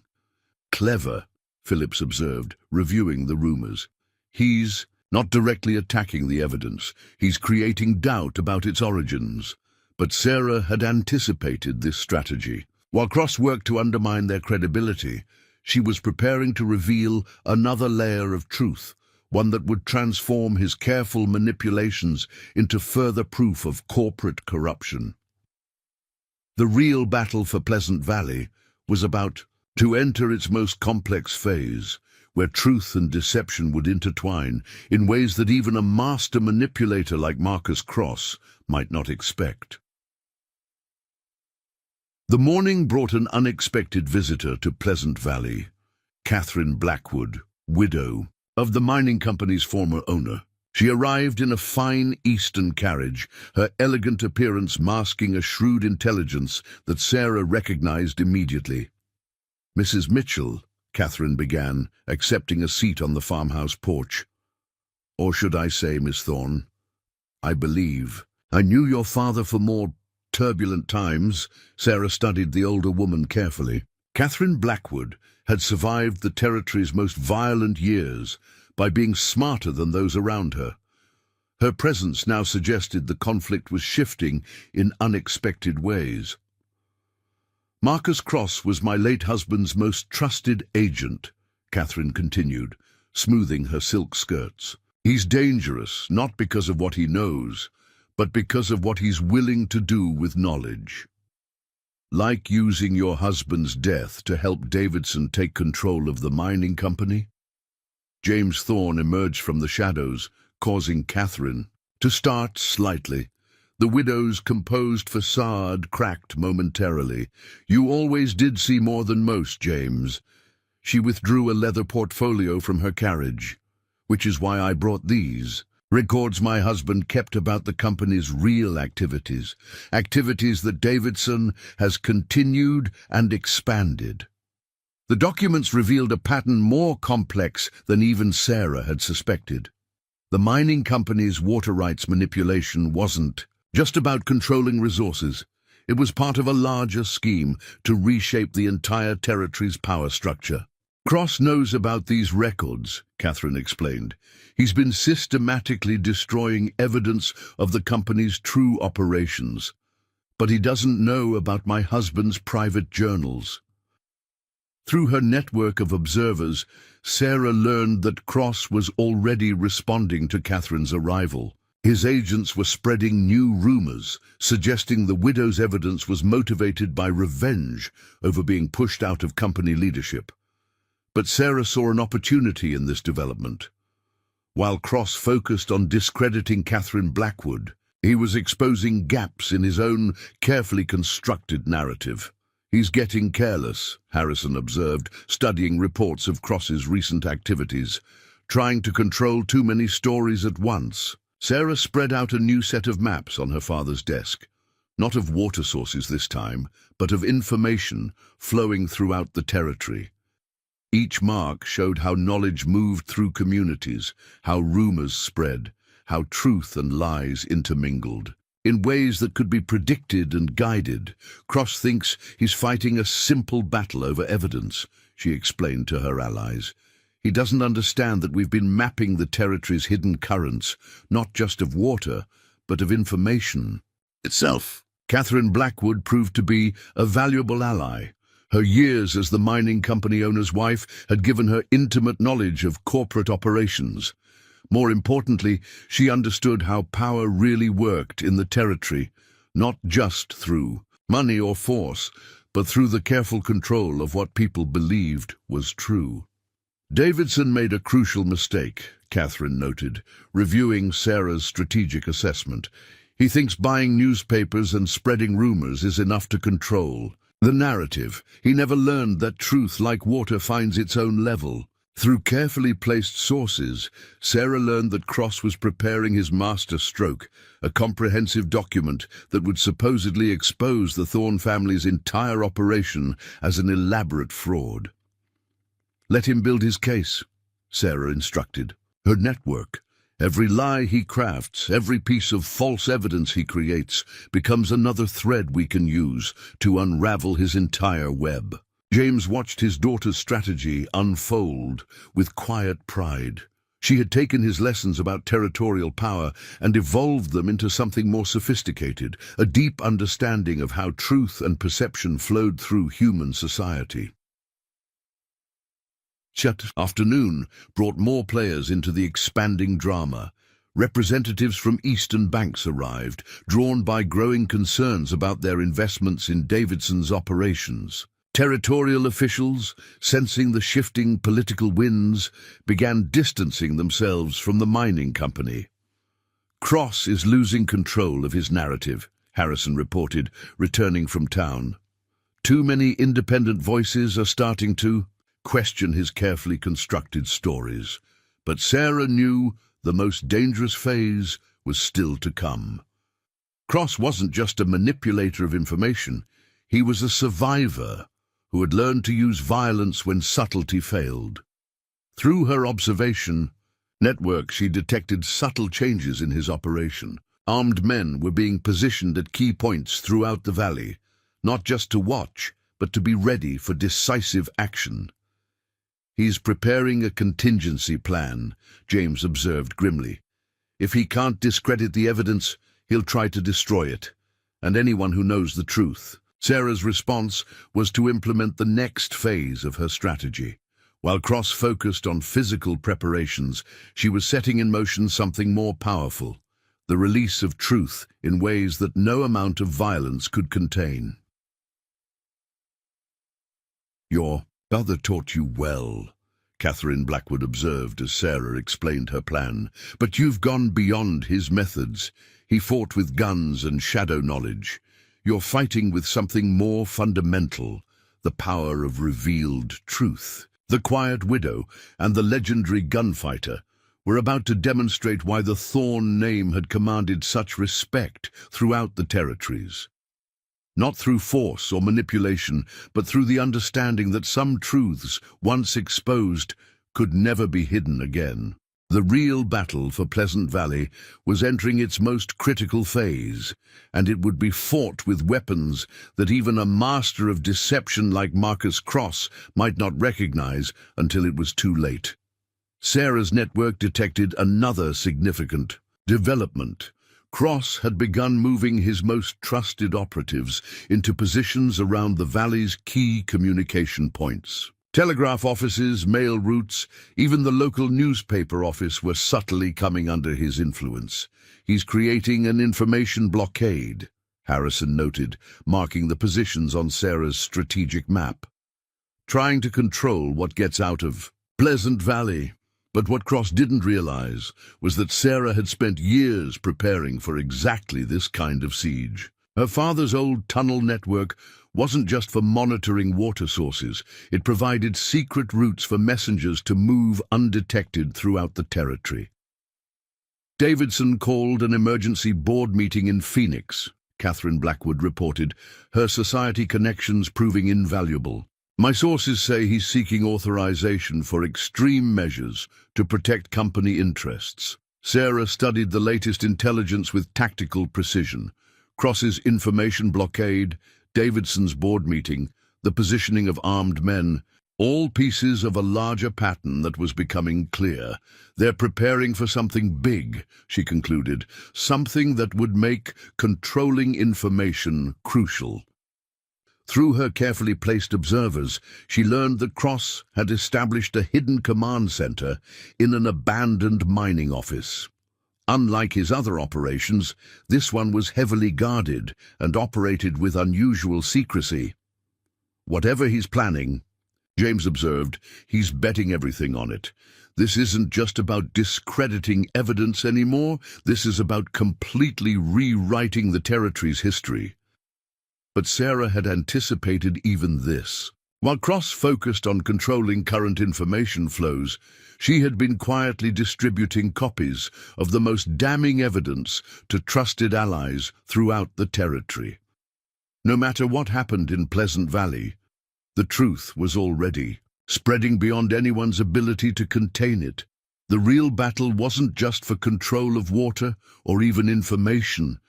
It was for the very nature of truth itself in the American West. And the Quiet Widow and the legendary gunfighter were about to show why some legacies couldn't be erased, no matter how skilled the men trying to hide them. Cross's master plan revealed itself at dawn. A convoy of wagons entered Pleasant Valley, carrying printing equipment far more sophisticated than anything Davidson's newspaper had used. But Sarah, watching from her hidden observation post, noticed something more significant: specialized photographic equipment and document reproduction tools. He's not just trying to spread misinformation, she realized. He's planning to create perfect forgeries of territorial documents. James studied the operation through his spyglass.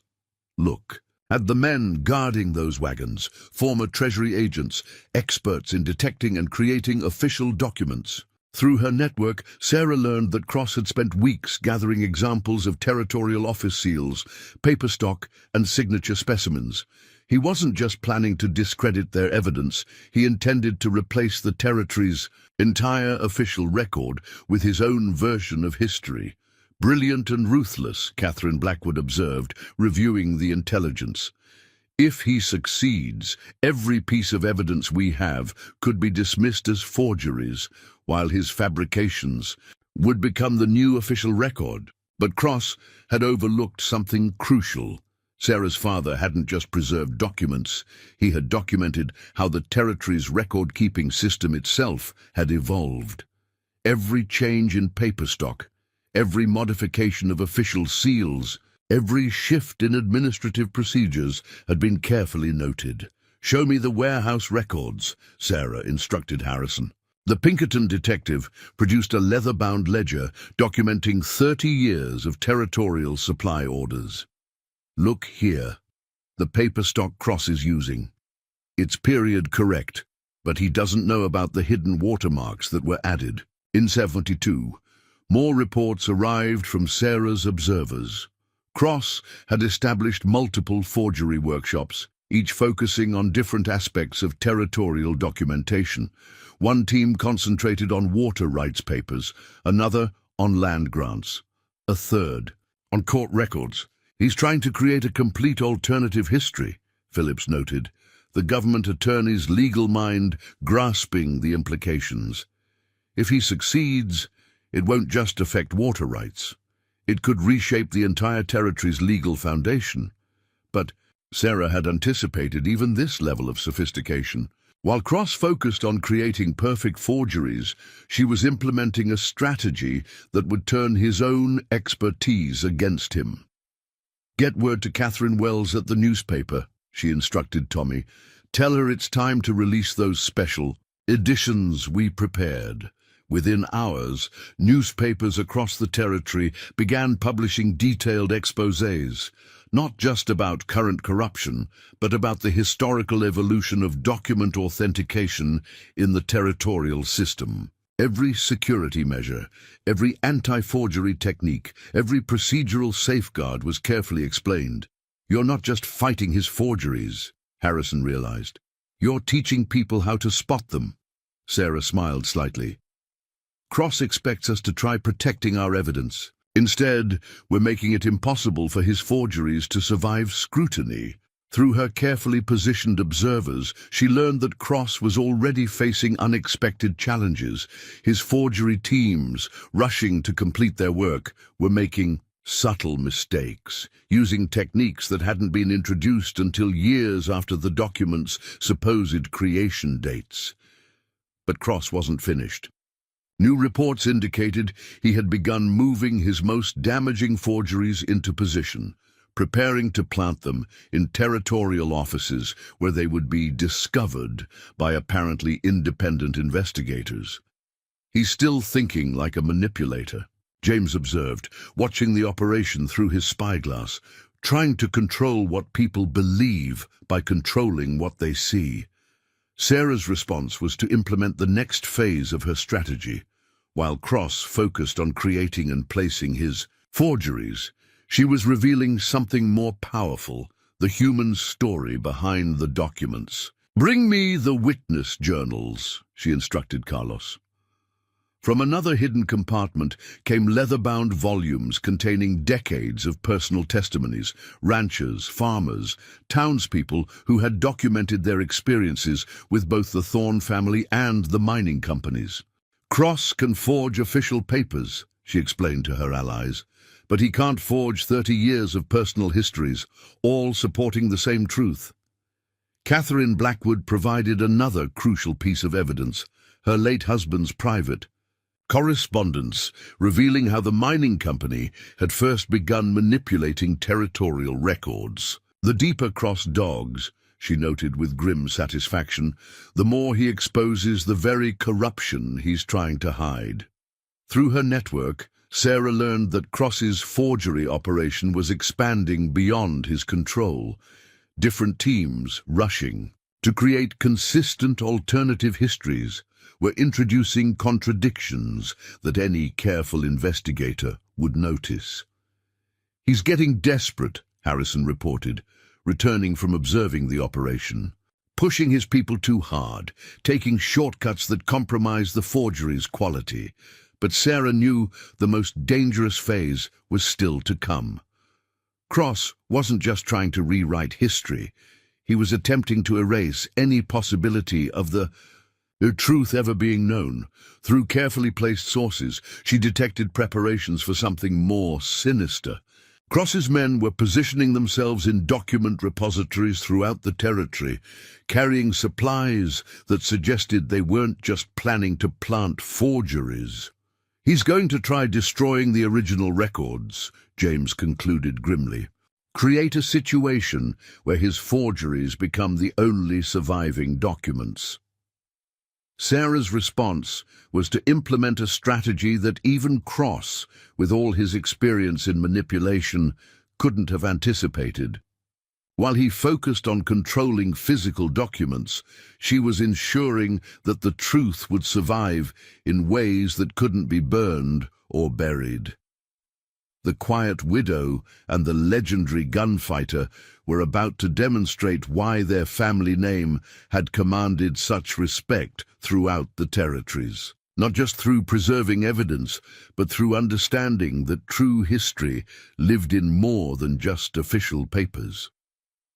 The real battle for Pleasant Valley was entering its most crucial phase, and it would be fought with weapons that even a master forger like Marcus Cross might not recognize until it was too late.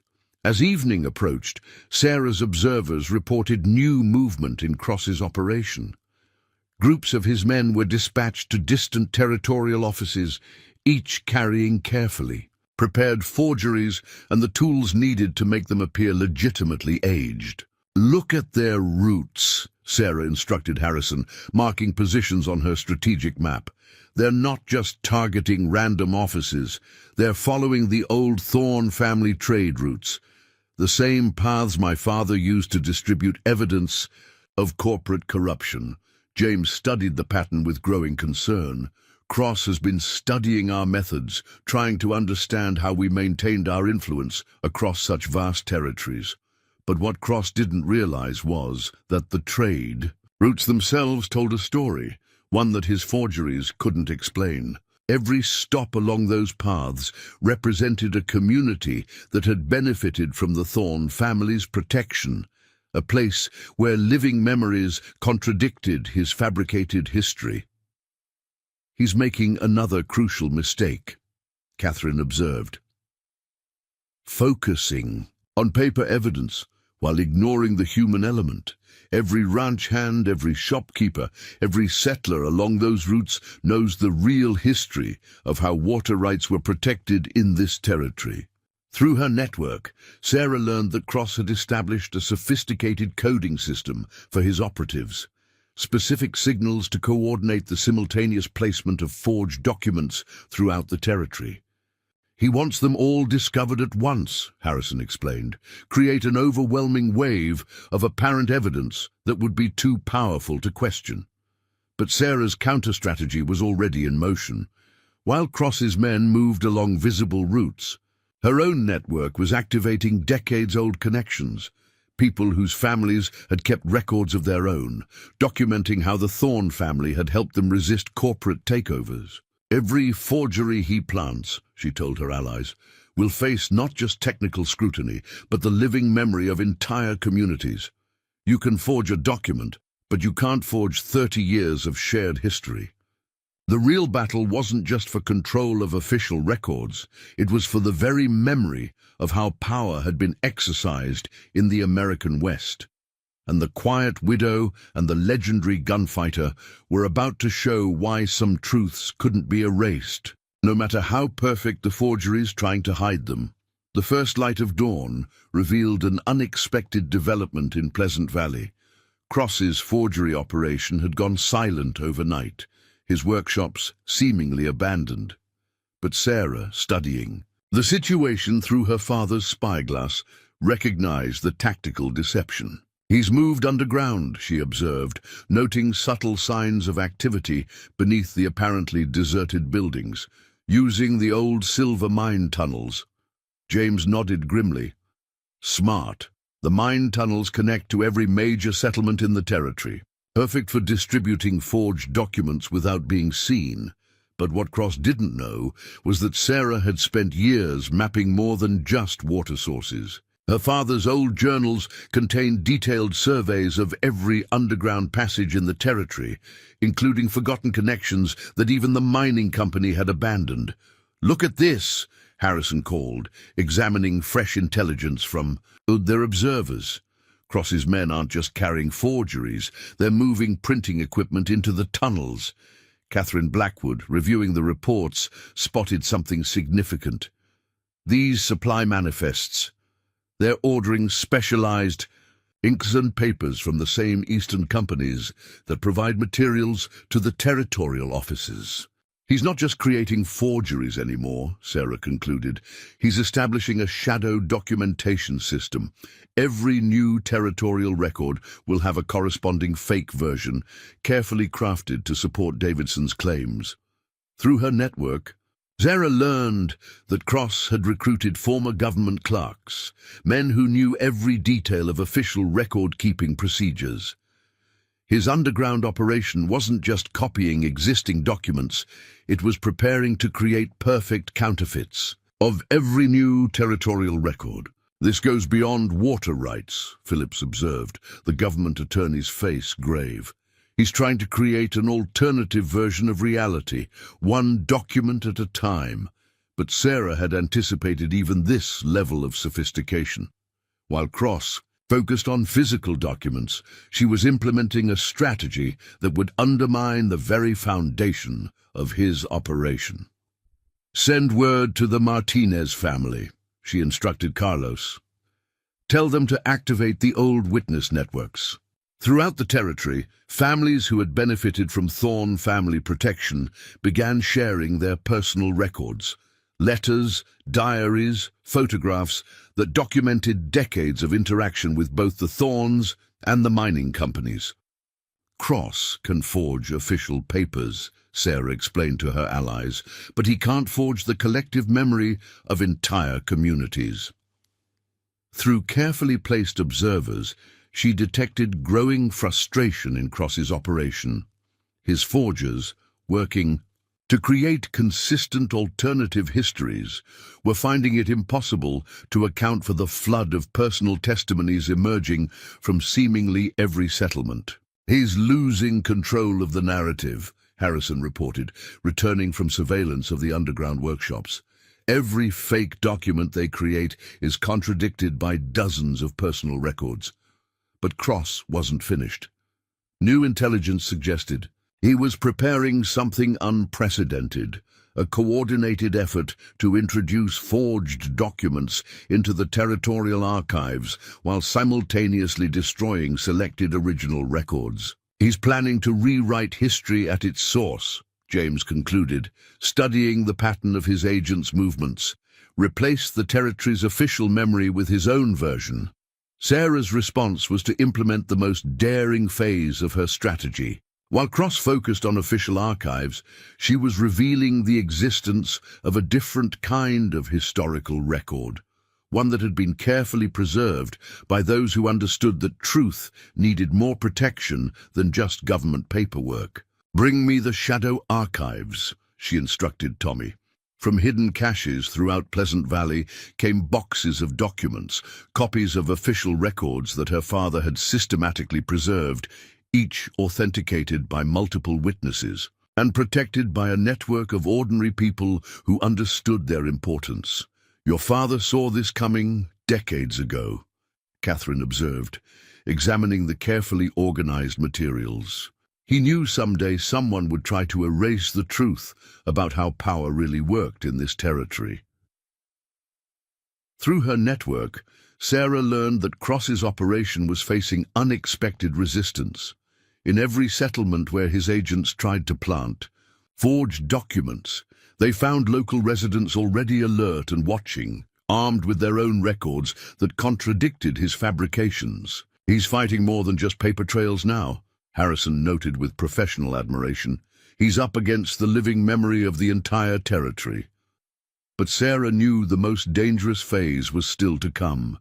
Cross wasn't a man to accept defeat easily, and his skills at manipulation extended beyond mere document forgery. Through carefully placed sources, she detected preparations for something more sinister. His agents were gathering information about every person who had come forward with contradicting records, building dossiers that could be used for intimidation or blackmail. "He's shifting tactics," James warned. "If he can't control the documents, he'll try to silence the witnesses." Sarah's response was to implement a strategy that even Cross, with all his experience in manipulation, couldn't have anticipated. While he focused on threatening individuals, she was revealing the true strength of her father's legacy. Not just preserved documents, but a network of mutual protection that had grown stronger through generations of shared resistance against corporate power. The Quiet Widow and the legendary gunfighter were about to demonstrate why the Thorn name had commanded such respect throughout the territories. Not just through preserving evidence, but through building connections between people who understood that true history lived in more than just official papers. The real battle for Pleasant Valley was entering its most crucial phase, and it would be fought with weapons that even a master manipulator like Marcus Cross might not recognize until it was too late. As evening settled over Pleasant Valley, Sarah's observers reported a subtle shift in Cross's underground operation. His forgers were now working frantically, making mistakes that would have been unthinkable days earlier. "Look at these latest forgeries," Harrison said, examining intercepted documents. "The paper's right, the seals are perfect, but they're mixing updates, creating records of events that couldn't have happened when they claimed."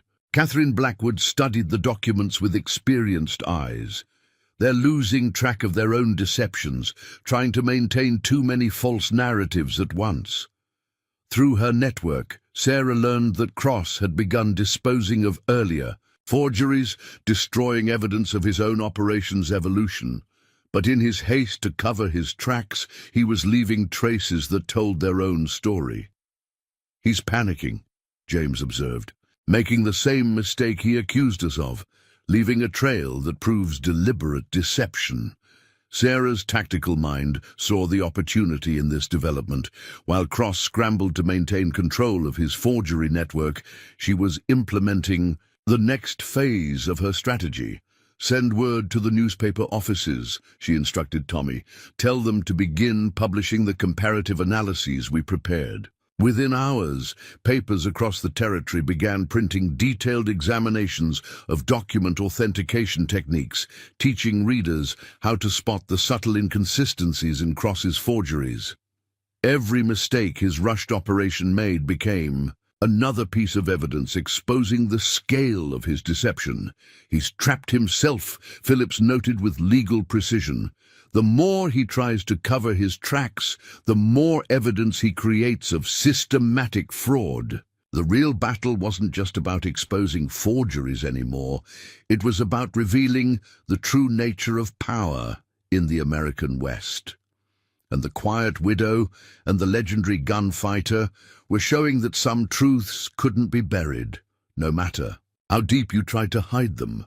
Through the valley's deepening shadows, Sarah could see lights burning in Cross's underground workshops. His operation was working through the night now, desperately trying to maintain control of a deception that was unraveling thread by thread. The truth, like the hidden rivers her family had mapped for generations, was finding its own way to the surface. The dawn painted Pleasant Valley in shades of amber and gold as Cross made his final desperate move. Sarah, watching from her hidden observation post, saw multiple teams of riders converging on the territorial archives in Phoenix. "He's going for everything," James observed grimly. "Not just water rights documents anymore. He's trying to seize control of the entire territorial record system." But Sarah had anticipated even this. Through her carefully positioned network, she'd learned of Cross's plan hours before he implemented it. While his men rushed toward Phoenix, a different kind of power was already mobilizing. "The territorial judge has the documents we sent," Harrison reported, returning from an urgent ride. "Every piece of evidence proving systematic fraud, authenticated by multiple witnesses." Catherine Blackwood, who had spent the night activating her society connections, brought equally significant news. Eastern newspapers are preparing to publish everything, not just about the forgeries, but about decades of corporate corruption in the territories. Sarah spread out her final strategic map, not of water sources or document trails, but of power relationships throughout the territory. Each mark showed connections between corrupt officials, corporate interests, and the hidden channels through which true authority flowed. "Cross thinks controlling the archives means controlling history," she explained to her allies. "He never understood that real power lives in more than just official papers." Through her observers, she learned that Cross's teams had reached the territorial offices. They moved with military precision, securing buildings and preparing to implement their massive document substitution plan. But what they found inside wasn't what they expected. Now, Sarah instructed through her network of signals. Across the territory, a coordinated response unfolded. In every major settlement, ordinary citizens began producing their own records. Decades of personal documentation showing how the Thorne family had protected water rights, resisted corporate takeovers, and preserved the truth about power in the American West. "He can forge official documents," James said with quiet pride, "but he can't forge the memory of entire communities." Cross's operation began to unravel spectacularly. His forgers, confronted with an overwhelming flood of contradicting evidence, couldn't maintain their fabricated narratives. Every attempt to plant false documents was met with multiple authentic records proving their deception. Davidson, watching his carefully constructed scheme collapse, made one final attempt to salvage his plans. He ordered Cross to destroy all competing documentation, both real and forged, creating a void that his version of history could fill. But Sarah had prepared for this too. While Cross's men moved to implement Davidson's desperate orders, she revealed the true extent of her father's legacy. Hidden copies of crucial documents emerged from caches throughout the territory, each protected by networks of ordinary people who understood the importance of preserving truth. "Your father taught you well," Catherine observed, as the strategy unfolded. "He knew someday someone would try to erase history, so he made sure it was protected by more than just paper and ink." Through her carefully placed sources, Sarah learned that Cross himself had finally recognized the futility of his position. His expertise in manipulation had been rendered useless by something he hadn't counted on: the collective memory of an entire territory. The government attorneys, led by Phillips, moved quickly to secure both the authentic documents and Cross's forgeries. "This isn't just evidence of fraud anymore," he announced. "This is proof of the largest conspiracy to manipulate territorial records in Western history." Davidson's mining empire began to crumble as the full scope of his corruption was exposed. Banks withdrew support, investors demanded investigations, and political allies quickly distanced themselves from the scandal. But Sarah knew the real victory wasn't just in defeating one corporate scheme. It was in demonstrating why the Thorne name had commanded such respect throughout the territories. not through violence or manipulation, but through the understanding that true power flowed from protecting the truth itself. Pleasant Valley transformed in the aftermath. The mining company's attempt to monopolize water rights had failed, but something more significant had emerged. A renewed understanding of how communities could protect themselves against corporate power. "You've done more than just preserve water rights," Harrison told Sarah as the dust settled. "You've shown how truth properly protected can defeat any attempt at manipulation." James watched his daughter with quiet pride. She had taken his lessons about territorial power and evolved them into something more sophisticated, an understanding that the strongest defense against corruption wasn't guns or documents, but the collective memory of people determined to preserve truth. The quiet widow and the legendary gunfighter had demonstrated why their family name had once commanded such respect, not through force or fear, but through the recognition that some legacies couldn't be erased, no matter how sophisticated the attempt. As the sun set on Pleasant Valley for the last time in our story, Sarah Mitchell, Sarah Thorne, stood on her porch watching the changing colors paint the landscape. The battle for control of water rights had evolved into something larger, a demonstration that true power flowed not just through hidden springs or official documents, but through the unbreakable connections between people who understood the importance of preserving truth. Davidson's mining empire had fallen, Cross's forgery network was exposed, and the territory's water rights remained protected. But the real victory was in showing that some things couldn't be forged or manipulated. The collective memory of communities bound together by shared determination to protect what mattered most. The Thorne legacy would continue, not as a symbol of force or fear, but as a reminder that true power lay in understanding how to protect the things that really mattered. Truth, justice, and the connections between people who stood together against corruption. Pleasant Valley had changed, but its essential nature remained intact, protected by those who understood that some fights were about more than just water or land. They were about preserving the truth itself, ensuring that future generations would know how ordinary people had stood against powerful interests and prevailed. The legend of the widow and the gunfighter would be remembered, not for violence or confrontation, but for showing that the strongest defense against corruption was the unbreakable bond between people committed to protecting truth and justice in the American West. In the weeks that followed, more revelations emerged from Cross's collapsed operation. His abandoned forgery workshops yielded evidence of corruption extending far beyond Pleasant Valley, implicating powerful figures throughout the Western territories. "Look at this," Harrison said, examining documents recovered from the underground, tunnels, plans for similar operations in 5 other territories. Davidson wasn't just trying to control water rights here. He was attempting to rewrite the history of the entire frontier. Sarah's network continued to uncover hidden connections.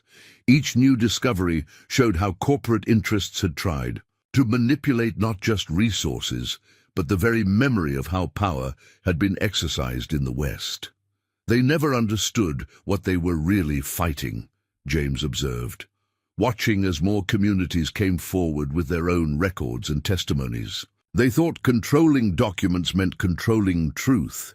Catherine Blackwood, using her society connections, helped ensure the story spread beyond the territories. Eastern newspapers began publishing detailed accounts of how ordinary people had preserved truth against corporate attempts to erase it. "This isn't just about water rights anymore," Phillips noted, as federal investigations expanded. "This is about exposing how power really operates and how it can be resisted." Pleasant Valley itself became a symbol of something larger, proof that communities could stand against corporate corruption when they understood the importance of protecting more than just physical resources. The Thorne legacy had evolved into something new. Not just a story of resistance against power, but a demonstration that truth, properly protected by ordinary people, could defeat even the most sophisticated attempts at manipulation. As autumn painted the valley in new colors, Sarah Thorne, had shown why her family name would be remembered, not for force or confrontation, but for teaching others how to preserve what mattered most: the unbreakable connection between truth, justice, and the power of collective memory. As the weeks passed, the ripple effects of Sarah's victory spread across the territories. News outlets, from the eastern seaboard to the farthest reaches of the frontier, now carried the tale of the widow and the gunfighter who had outwitted one of the most powerful corporate empires in the West.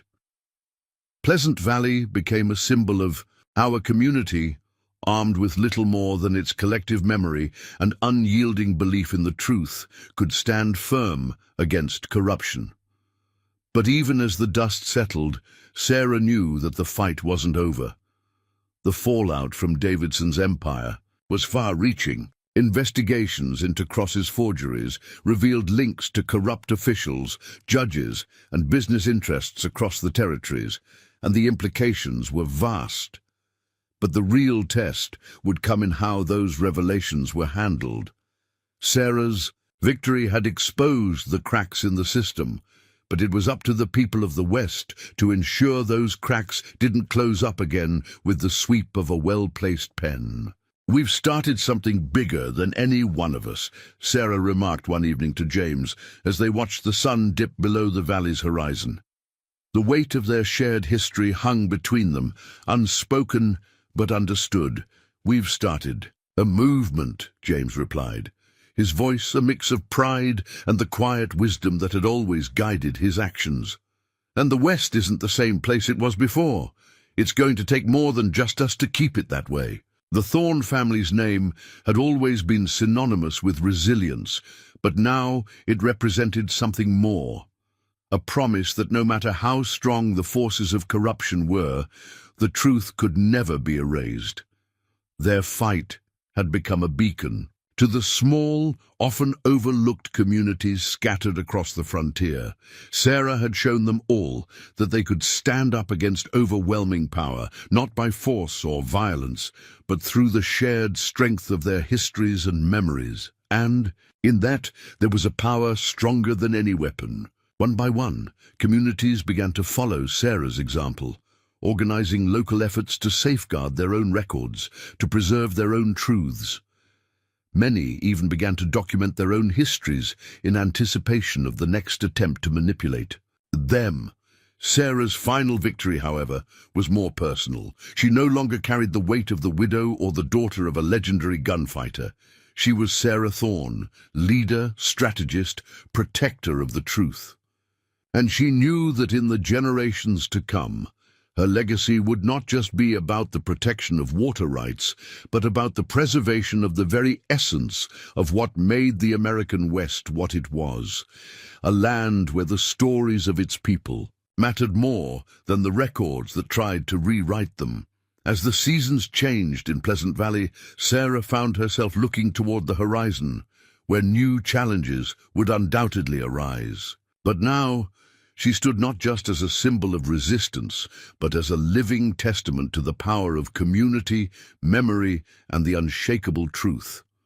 The legacy of the widow and the gunfighter, tempered through decades of struggle and hardship, had been passed down to her, a legacy that would continue, not in the form of might or manipulation, but in the spirit of those who had never given up on protecting the things that mattered most. And as Sarah Thorne stood on the porch, watching the amber and gold of another evening fall across the land, she knew that the battle for the truth was far from over. But with the lessons of the past, the strength of her people, and the wisdom of those who had come before her, she was ready for whatever lay ahead. The sun set, but the story of Pleasant Valley was just beginning. The winds of change that had swept through Pleasant Valley were not limited to the legal and political victories over Davidson's corrupt empire. They had touched something deeper, a shift in the heart of the land itself. The landscape, once dominated by the interests of large corporations and powerful landowners, was beginning to shift back into the hands of the people. The Thorne family legacy had become a symbol of resistance, but more importantly, it had become a living, breathing movement that was gathering strength across the West. As autumn deepened, Sarah found herself at the forefront of a new wave of organizing. It was no longer just about protecting water rights or uncovering the forgeries Cross had left in his wake.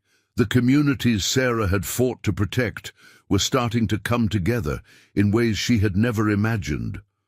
Local councils formed, networks of farmers, ranchers, and even small-town shopkeepers rallied around the idea that they could shape their own destinies without the interference of corporate giants. The corporate manipulations that had seemed inevitable now felt like a distant memory, their schemes no match for the strength of these communities united by truth and justice. Sarah's role shifted too.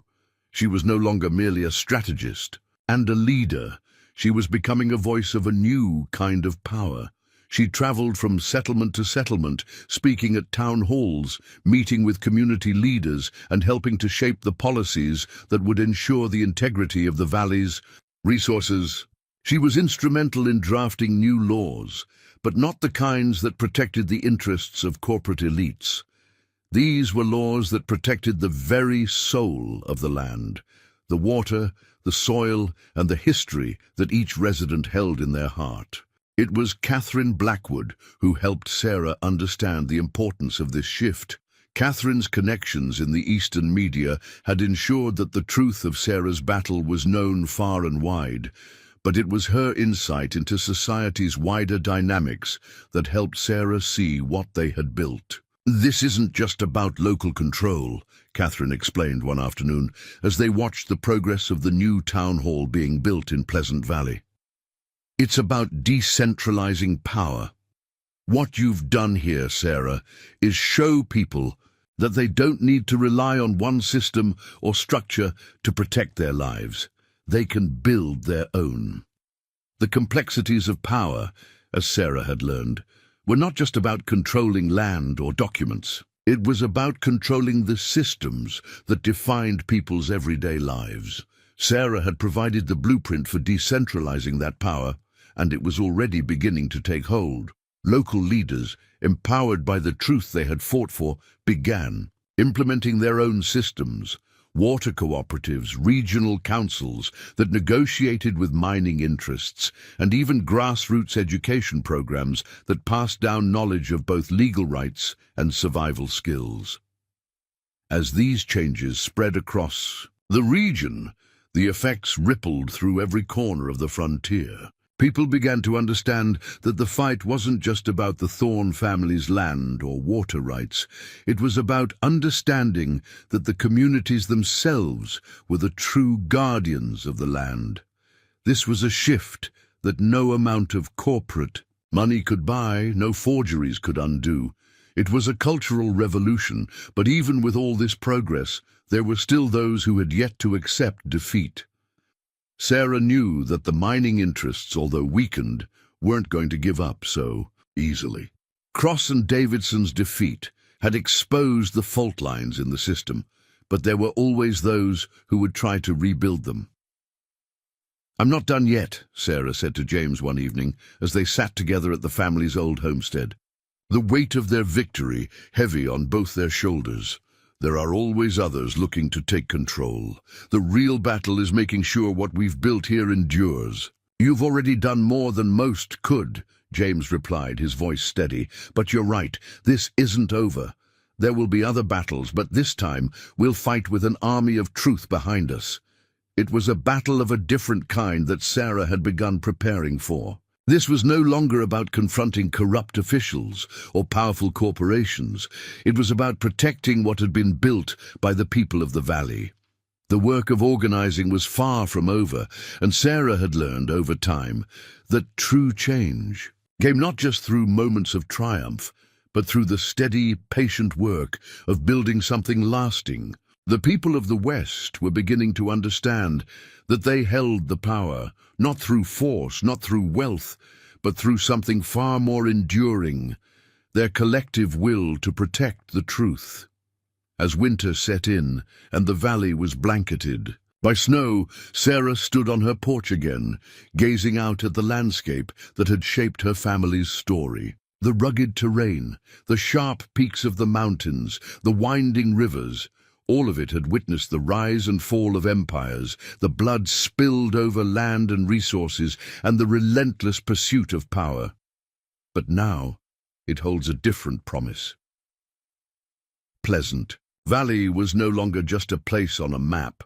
It had become a symbol of something deeper, a promise that communities could stand up against the corrupt, the powerful, the manipulative forces that sought to erase the truth. Sarah Thorne, the widow, the strategist, and the leader, had shown that when the people came together, they could shape the future in their own image, no matter how many tried to rewrite their history.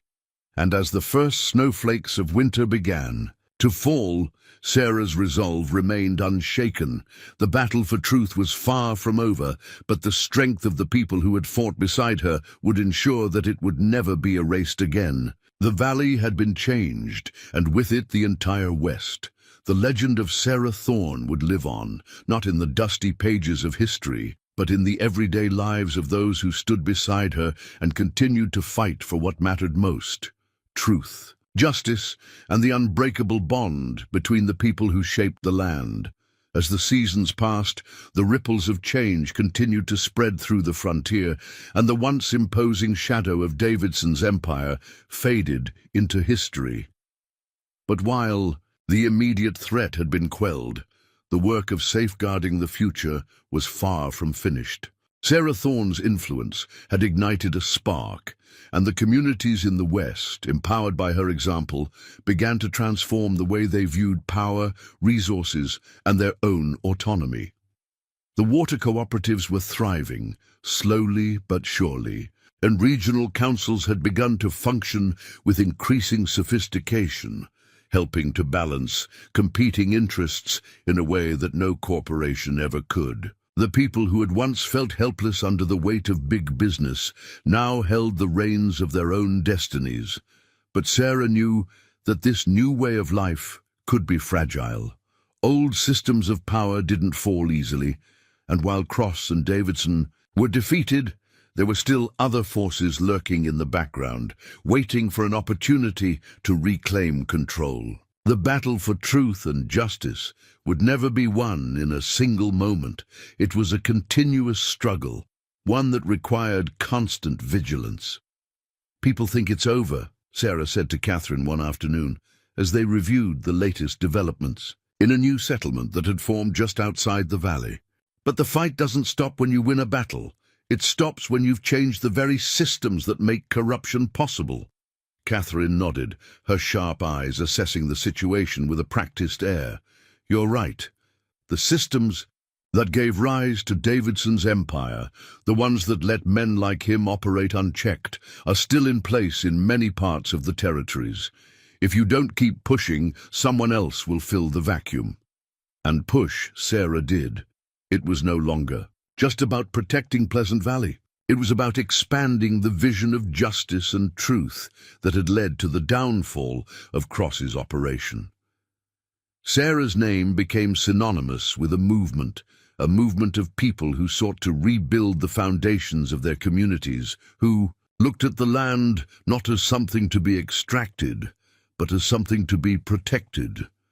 Her work took her beyond the valley now, into the surrounding territories, where she met with community leaders, farmers, ranchers, and everyday folk who wanted to learn from what had been achieved in Pleasant Valley.